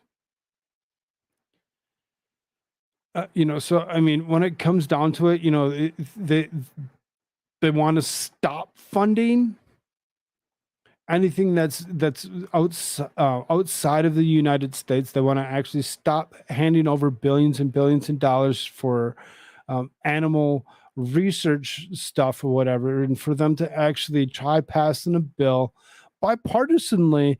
It might actually be a good deal when it comes down to it. We'll actually see what actually comes out of this particular bill as it's just been drafted.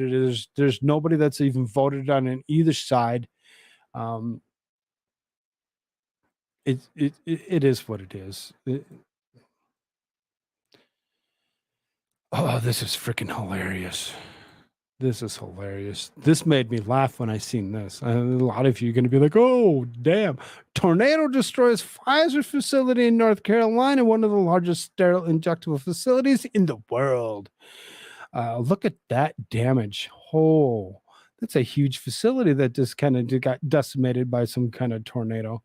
God has a sense of humor. A tornado wreaked havoc on a Pfizer plant in Rocky Mountain, North Carolina on Wednesday, causing extensive damage to a facility known as for its production of medical supplies in the hospitals worldwide. The National Weather Service reported that a tornado which touched down near the town at approximately 12:30 was classified as an F3 with wind speeds reaching about 150 miles an hour. This extensive power resulted in significant damage to a key building in a pharmaceutical plant. One Pfizer employee described the tornado's rapid onset at ABC 11, stating it happened in a span of 60 to 90 seconds, given little time to react. First, the lights flickered inside the facility, and then it sounded like a bomb went off, according to the employee. He and his group promptly ran to designated safety areas. Tornado for the win. Tornado for the win. Uh, Now, normally I wouldn't laugh at tornado destruction. Normally I'd look at it and be like, oh, damn. Because that's the first thing I did do when I seen the building. I'm like, damn, what the heck? And then I read the article. I'm like, oh, no. Oh, no. Even nature doesn't like them. Even nature's upset with them. You can see quite extensive amount of damage from, extensive amount of damage.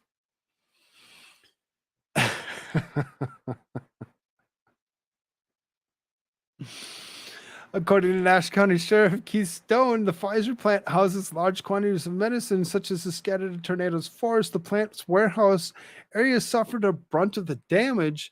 I've got reports about 50,000 pallets of medicine that are strewn across the facility and damaged to the rain and wind. Despite the destruction inflicted on the facility and its stockpile, there are no injuries reported as of Wednesday morning, according to a statement from Pfizer. In their statement, Pfizer confirmed the damage, stating, "We can confirm that the Pfizer Rocky Mount facility was damaged by the tornado. Pfizer colleagues at the site followed our established safety protocol and were able to evacuate. They're safe and accounted for." The potential impact of the healthcare supply chain is unknown at the time of the Pfizer continues to assess the damage. We're assessing the situation to determine the impact of production. Our thoughts are with our colleagues, our patients, and the community as we rebuild from this weather incident. I mean, I feel bad for him to a point. To a point, other than the fact that it's a Pfizer facility, which makes it funny. Medications and brain chips. 357. Sorry, brother. Enjoy your meal. The Rocky Mount, North Carolina site is one of the largest sterile injectable facilities in the world, with more than 1.4 million square feet of manufacturing space and 250 acres of eastern North Carolina. Nearly 25% of all the sterile injectables used in the U.S. hospitals are produced at this site. At this facility, a wide range of products are produced, including anesthesia, analgesia, therapeutics, anti-infectives, and neuromuscular blockers. These products are available in small volume presentations such as ampules, vials, and syringes, and large volume presentations such as IV bags and semi-rigid bottles. More than 400 million units leaving the Rocky Mountain site annually help treat patients around the world. Not anymore. Not anymore. Gone. Just destroyed. Okay, that one's similar to one of them that we already read.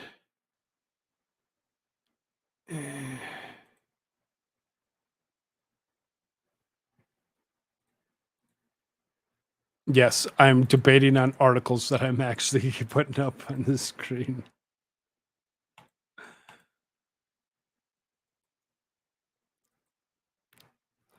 Rumors swirl. Some Dems want to install Kamala Harris as president. Oh no. Are they even not thinking anymore? Did they lose the other half of their brain? Some sources claim that rising number of Democrats are advocating for President Joe Biden's reelection because they feel more comfortable with the thought that Vice President Kamala Harris could assume the role of commander-in-chief and handle her duties. A recent Suffolk University USA Today poll found that the whopping 86% of Democrats, Biden voters, expressed either a high, moderate level of comfort with the prospect of Harris assuming the presidency, but both Biden and Harris, if both Biden and Harris are reelected for another 4 years and Biden is unable to complete his term. According to the insider who spoke with Fox News Digital, the possibility of Harris ascending into the presidency is considered a highly plausible scenario. which could potentially send a significant political ripple across the nation and would undoubtedly affect all Americans. If you're not afraid of Joe Biden and you think that Joe Biden is potentially the best answer, maybe you want to actually think about who might actually take over if he's not there, and maybe just think about it a little bit further and just be like, oh, maybe they aren't the right answer. Maybe we should actually skip over them and put somebody else in play. Then DNC's strategy to ensure Democratic establishment remains in power is to reelect Joe Biden no matter how old or capable he is, and then get him to resign or step aside to install Kamala Harris as president. Said former Hawaii Rep. Tulsi Gabbard, an independent who ran for president in 2020 as a Democrat. She will be untested and unelected and ready to act as the Democrat establishment's puppet president. She will then have the advantage and power of incumbency to run in 2028. She told the outlet, that's scary. That's super scary. That's super, super scary. They should not allow this to occur. Anybody that's using their brains or are thinking about going and voting for and electing Joe Biden really seriously need to think about who the vice president is. The guy is old. None of this is possible if Biden doesn't run. If Kamala were to try to run for president herself, there would be heavy competition. In no way she would win. This is why they're uniting around Joe Biden's reelection to ensure Kamala Harris can assume the throne unchallenged. Gabbard noted further. She said Harris is not qualified to serve as commander-in-chief, and that it would be disastrous and dangerous for the country if she were to become the first female president. This should be a major issue for voters, but the mainstream media will continue to try to cover for her because they don't want the American people to know the truth.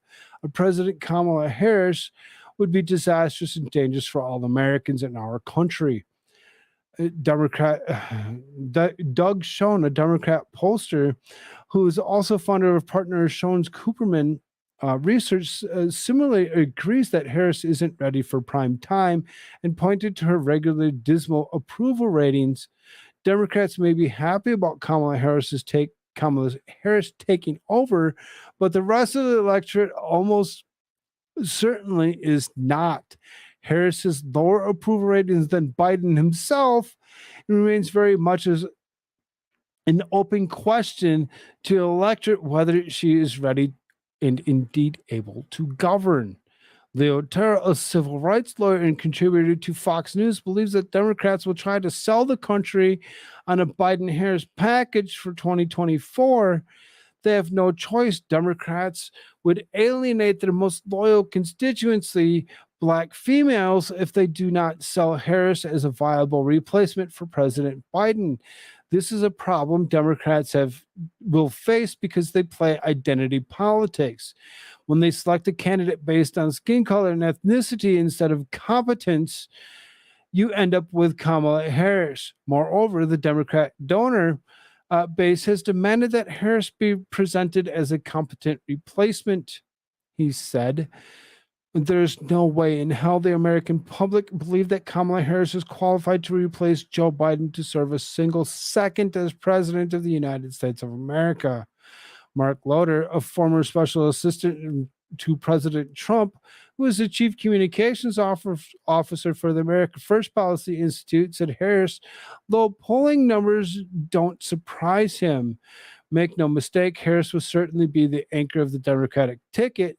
Given her horrible approval ratings in history as being a very poor candidate, he told the network. Democrats are campaigning for Biden with the ultimate hope that Biden will continue to be healthy and last through the 4 years, added Hank Scheinkopf, a former Democratic consultant to the Clinton-Gore campaign. Nobody likes her. Nobody likes her. Everybody's afraid of her. Everybody thinks that she's horrible trash. Ellie Font, what is up? Good to see you, dear. Glad you're here. Let's all hope whatever happens next with this presidency, that this lady has nothing to do with it.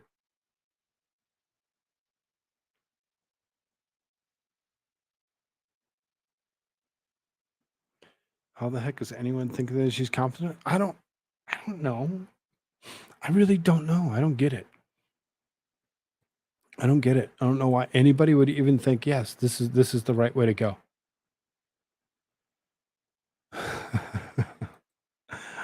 Seriously, I had so much fun actually setting up the second half of this show. So I'm like, oh my God, there's so many stupid things that are out there. Reporter asked Jean-Pierre the $1 million question. Have you weaponized the government?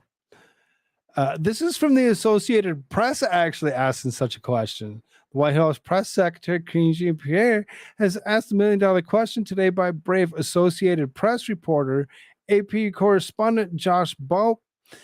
Was interrupted by Jean-Pierre when she tried to dodge the question. So he just came out and asked her straight up, have you weaponized the government? Bulk was talking about the latest indictment of President Donald Trump. Trump received a target letter from special counsel Jack Smith informing him to expect arrest and indictment from Democrat President Joe Biden's weaponized Department of Justice. Jean-Pierre's answer came up way short, however. She stammered as she stumbled in gaslighting response before saying she would not comment in the particular case.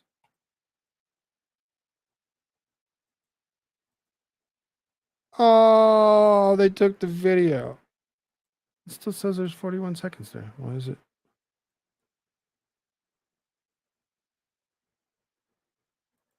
I'm going to refresh the screen. Ah, they didn't. Good. Former President Trump received a letter from the special counsel that he's being investigated for his role in efforts to overturn the 2020 election.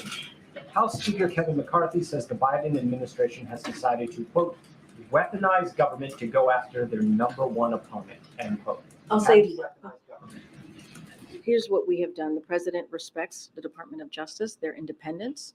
He has been very steadfast on making sure that the rule of law comes back in this administration, comes back in the White House, and clearly the administration more broadly. And that's what you have seen. I'm just not going to comment on this particular case. Ken, Mary. I'm just not going to comment on this particular case, just like she does with almost anything else that she's asked, with the ignorance of, I'm just not going to answer. I have no answers for you, and I don't care. I just don't care.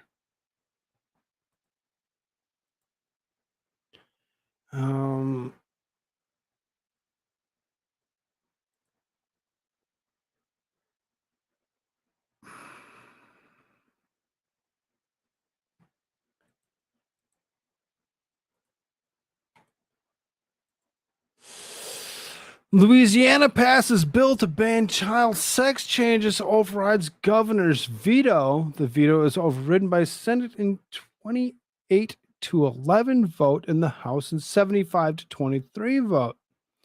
Sex changes for minors will now be banned in the state of Louisiana. Yay, good job. Good job, Congress of Louisiana.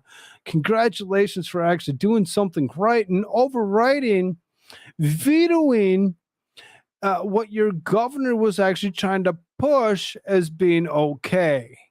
House Bill 684, which will take effect on January 1st, 2024, prohibits certain procedures to alter the sex of a minor child in the state of Louisiana and revokes the licenses and certificates of healthcare professionals who violate the ban for a minimum of 2 years.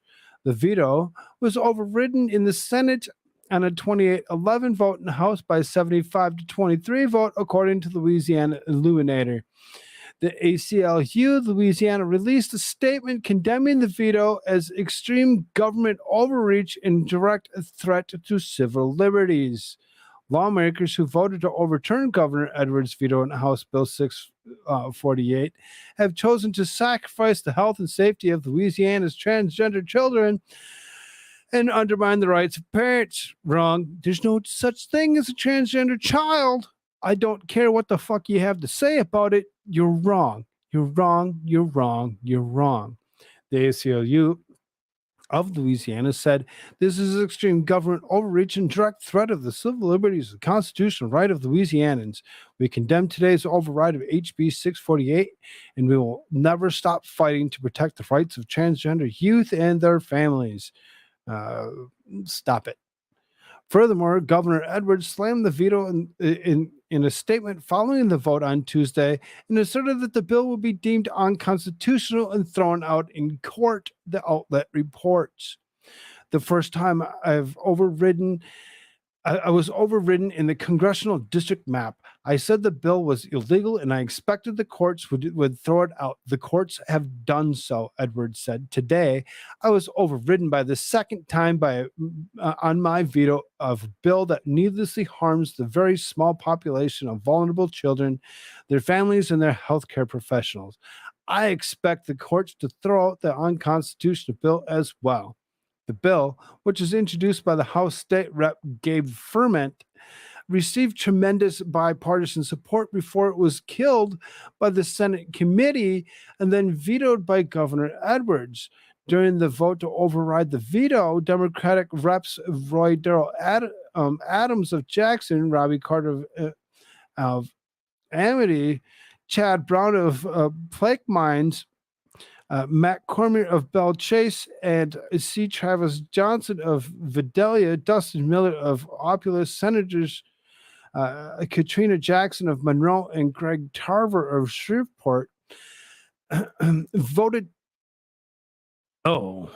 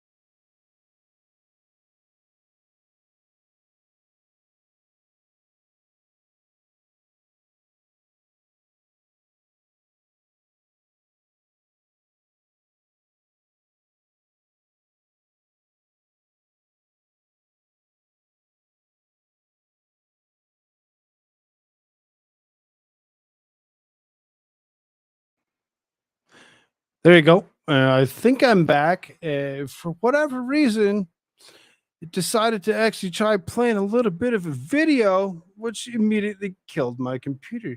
And that doesn't fucking suck. I just came on. Why so quiet? Computer issues. I need to replace a power supply. And until I do, which we actually get paid in another day from today, which is awesome. On the 21st, maybe I can actually go ahead and try purchasing myself a power supply that won't actually kill my computer when too many things happen at one time. So, all right, I'm back. I'm not I'm still here. Let's see if I can't get this back up. Here we go. Good to see you, Jay. Good to see you, brother. Glad you're here. Audio's good. Awesome. Each time that it resets itself, it makes me restart my my voice mod. I use it to actually hear myself when I'm when I'm talking, so I can hear when I'm actually not talking. It's horrible. It's this computer just really pisses me off. Thought Biden hit me with a laser. Yeah, yes, I'm back. I already named all those people. Chloe Cole, a prominent figure that speaks out on her regret of getting the sex change as a minor, praised the state legislature for overriding the veto. In the post on Twitter, I started my battle against medically transitioning children over a year ago. The first state I shared my story with was Louisiana last year. Louisiana tried to ban talk therapy for kids with GD. As of today, Louisiana has done a full 180 and has now placed age restrictions that prevent what happened to me from happening to any child in the South. Cole wrote, to the Louisiana legislature, thank you so much for listening to my cautionary tale. More than 20 bills aimed at criminalizing child sex changes were introduced in the beginning of 2023 state legislative session. Republican state lawmakers are seeking to ban so-called gender-affirming care for youth due to the lack of quality of evidence to support it. The invasive and irreversible nature of the interventions and the rising rates of detransition and regret. During those years' legislative session, more than 16 states have enacted laws that ban gender-affirming care for minors.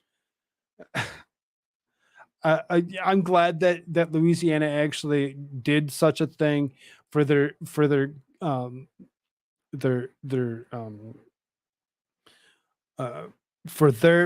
Congress to actually step up and actually veto out anything that the governor actually wanted. Is a plus in my book, and I'm glad that they all decided to actually do such a thing and make it what it is. Make it what it is. Let's all be happy that Louisiana actually did such a thing.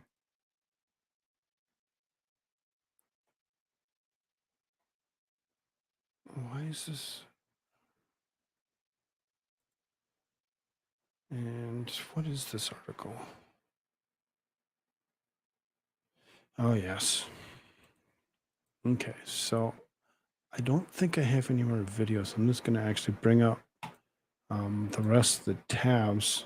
We'll just close some out as we go. Man and woman arrested in North Carolina for human trafficking. Man also faces felony immigration charge. Ooh, oops.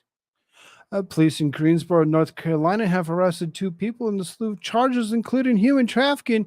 It doesn't happen, though, because remember, the government stepped up.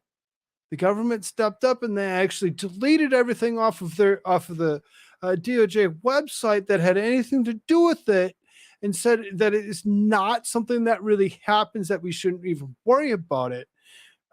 But here we are. Human trafficking and promoting prostitution in connection with alleged operation.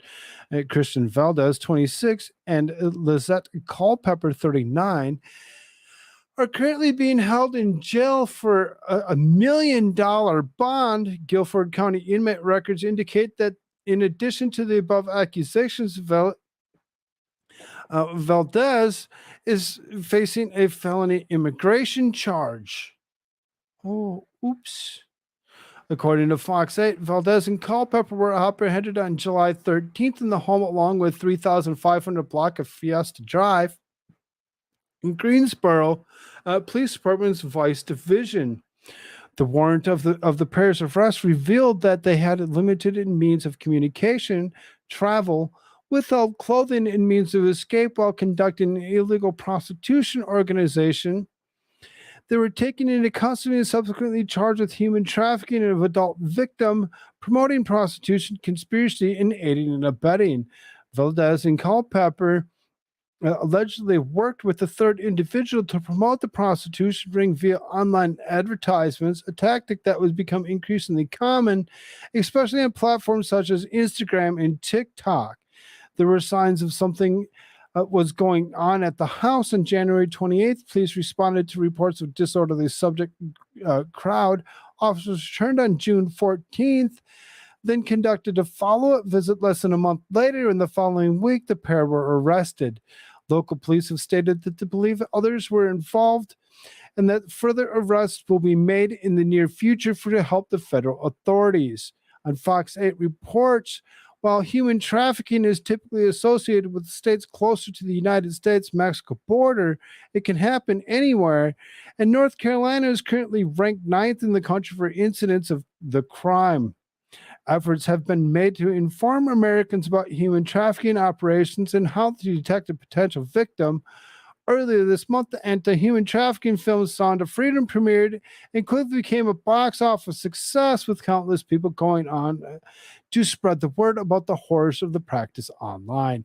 And we've talked about Sounds of Freedom, plenty of times in the last few weeks since it's come out. It's actually topped box offices over and over again.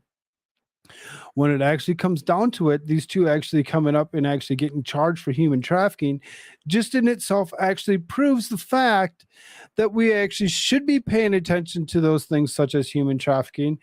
And hey, why wouldn't we? Why wouldn't we?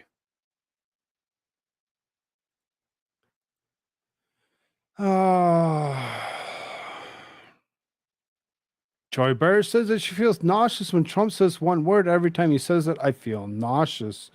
Co-host ABC's The View, Joy Bear said, former President Donald Trump makes me nauseous when he says one word. They played a clip of from the show where Trump talked about looming indictment. It bothers me for everybody in this incredible sold-out audience.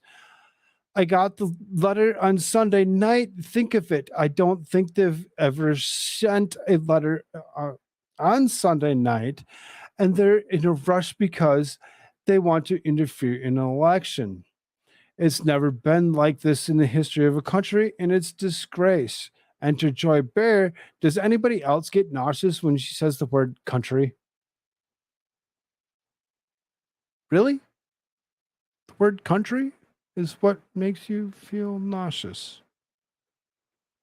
Isn't that something? Because don't think he cares one iota about the country. Trump said the Truth Social after his lawyers received a target letter. Wow.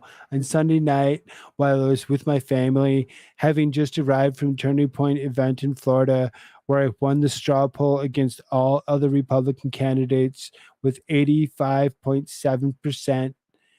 Horrifying news for our country was given to me by my attorneys. Deranged Jack Smith, the prosecutor of Joe Biden's DOJ, sent a letter stating that I am a target of the January 6th grand jury investigation and give me a very short 4 days to report to the grand jury, which almost always means the arrest and indictment. These old freaking ladies, they're all annoying. Again, no specific order on any of this. It's all just random articles that I felt were necessary. And you run out of time in a day trying to actually set up shows that go on for almost 4 hours. Non-binary pedo walks free from court after being convicted of repeated sex abuse. Serial offender, sex offending pedo, who claims to have a non-binary, was walked out from court after being convicted by a jury of repeatedly abusing a 15-year-old boy. Oliver James Bond.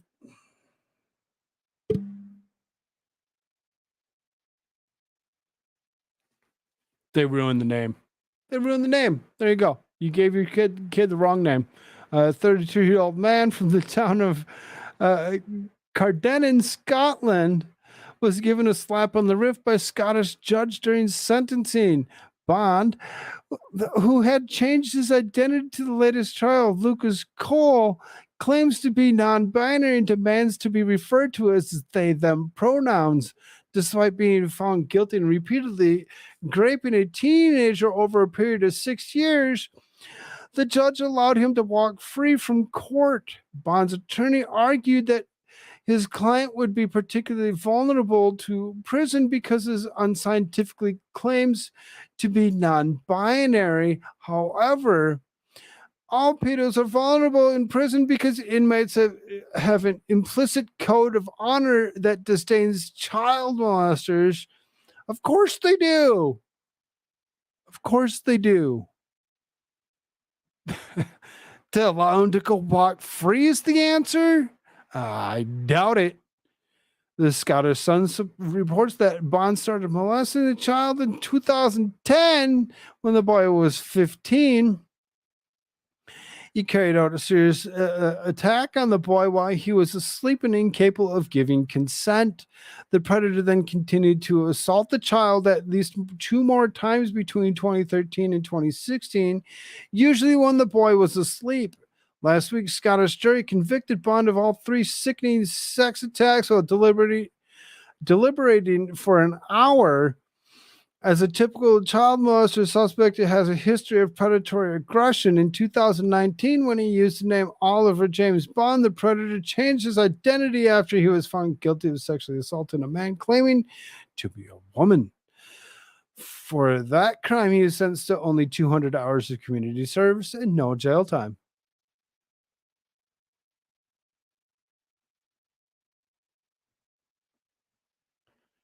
What in the world? Some of these words that comes out of chat. I'm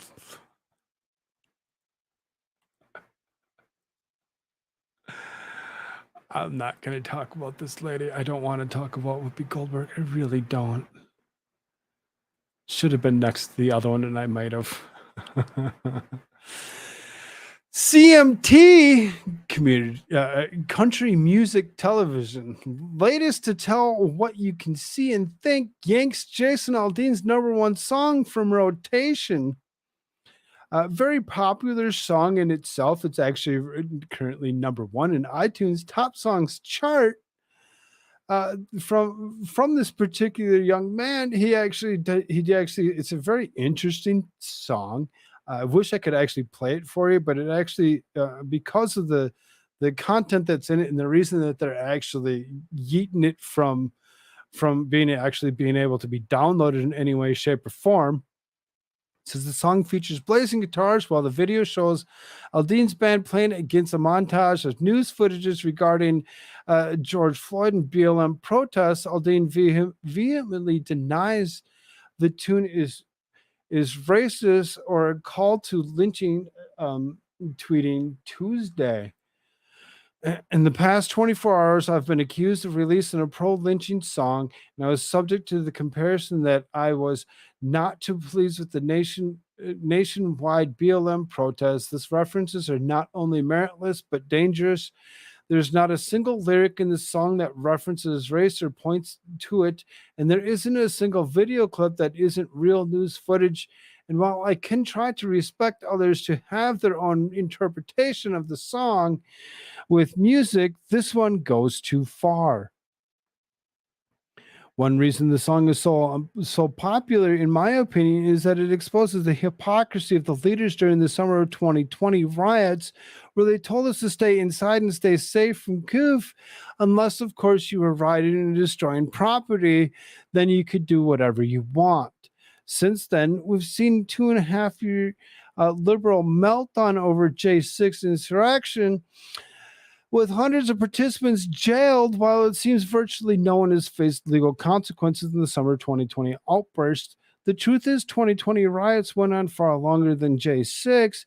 Capital attacks were more deaths than injuries, and they caused at least $2 billion in damage. So yeah, people are still upset.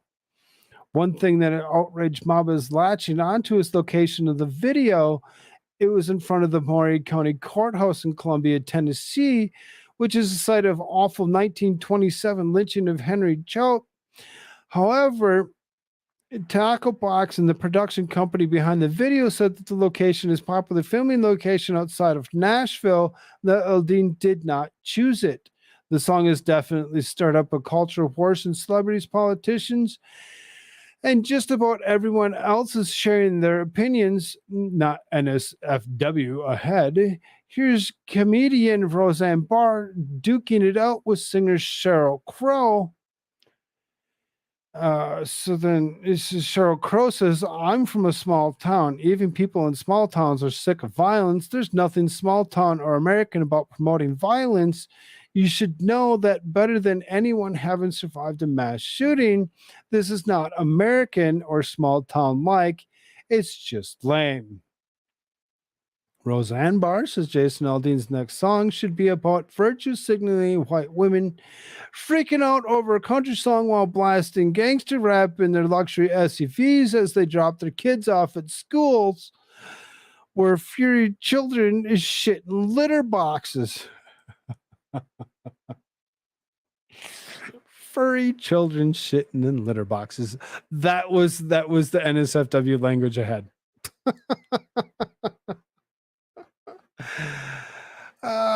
To go along with this particular story, Kristi Noem of South Dakota invites Jason Aldean to play in her front lawn. Win! Kristi Noem has invited Jason Aldean to perform in front of her lawn. In her front lawn. The South Dakota governor posted a video on Twitter on Wednesday offering her support and embattled the country singer. Thank you for writing a song that America can get behind, Noem said, referring to Aldean's #1 hit, Try That in a Small Town, which critics have described as pro-lynching. Keep singing, keep playing, and if you want to come to South Dakota, I'll let you play anywhere. We'll facilitate it.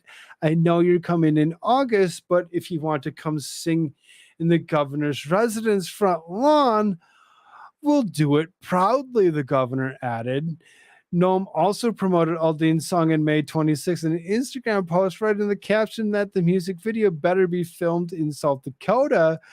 He ended up filming the video, which includes news footage of protesters clashing with police, burning the American flag. In Columbia, Tennessee, the lyrics encourage writers and criminals to try that in a small town and see how far you make it down the road. You don't come around here. I'm telling you, you don't want to come to South Dakota. Come to South Dakota. This guy can. But if you're going to come to South Dakota with your bullshit, come to the small town and try doing any of the crap that he's actually talking about. You ain't gonna last very long. Not gonna last very long at all. They're not gonna put up with it. They'll run you straight out of town if they don't do worse first.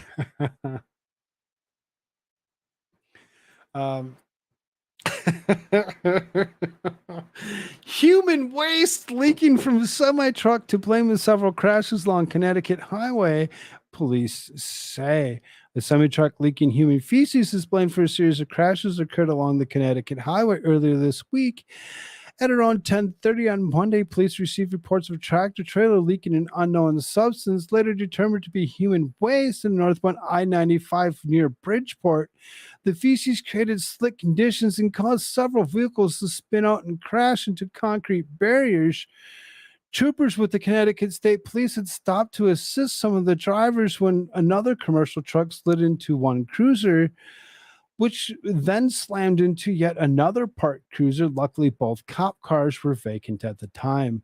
A motorcyclist was taken to a nearby hospital and treated for minor injuries after he spun out on the account of slippery road. Ew. There were no other injuries reported from the crashes, which involved a total of 10 vehicles. The area of the highway where the crashes occurred had to be closed for about 3 hours, while police and other first responders assisted the affected and cleared the scene. Disgusting.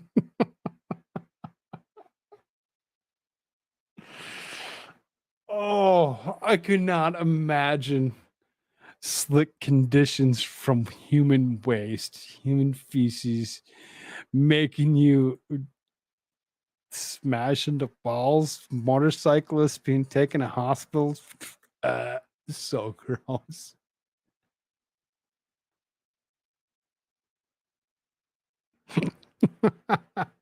One thing left. One thing left.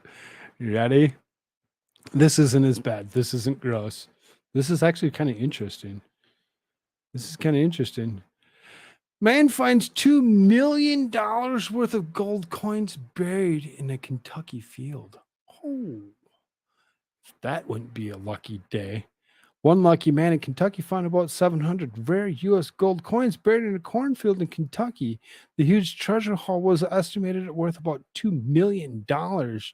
Most of the gold coins were dated 1840 to 1862, and some of the most notable coins discovered in the haul were $1 gold Indians, $10 gold liberties, and $20 gold liberties. The man and the location of where the gold coins were found have not been disclosed to the public due to the privacy concerns, but a video of the discovery was released by the U.S. Mint. Many historians have speculated that the gold coins were buried by a wealthy Kentuckian who was worried about Confederate troops advancing during the Civil War. Unearthed recently in Kentucky cornfield, about 700 rare coins. It's going to kind of repeat itself. So it says, watch the moment they were uncovered. So that you can, there's actually a video to go along with it. Oh, you can't hear it.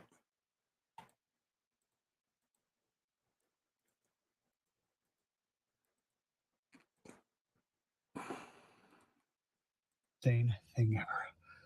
Those are all $1 gold coins, $20 gold coins, $10 gold coins. And look, I'm still digging them out. There's 1, 2, 3, 4, 5, 6. 6 more gold coins. This is real. Amazing. That's so awesome that guy actually was able to find that massive amount of coins. I bet he's super excited for the $2 million. I'm sure somebody will actually buy these gold trinkets from him in some way, shape, or form. Hopefully he gets his money's worth when it comes down to it. All right, so 13 here, 12 there. Awesome. Thank you all so very, very much for actually being here tonight. I appreciate it so very, very much. If you haven't done so already, please hit thumbs up buttons for me. Why is the Rumble side not? It's there, but okay, there it is. So why is it not actually showing? It looks like there's 7 thumbs up over there. There's 13 watching. The rest of you go ahead, hit that thumbs up button for me. Rumble is out. Let it be known that I'm here. Thank you all so very, very much for being here. I appreciate you all so very, very much. If you haven't done so already, like I said, smash those like buttons. Share this stuff out to all the places that you like to share. If you didn't like what you're seeing, hit the like button anyway and leave a comment down below. Let me know what you think I can do better next time. Love you all. Later. I don't want to live on this planet anymore.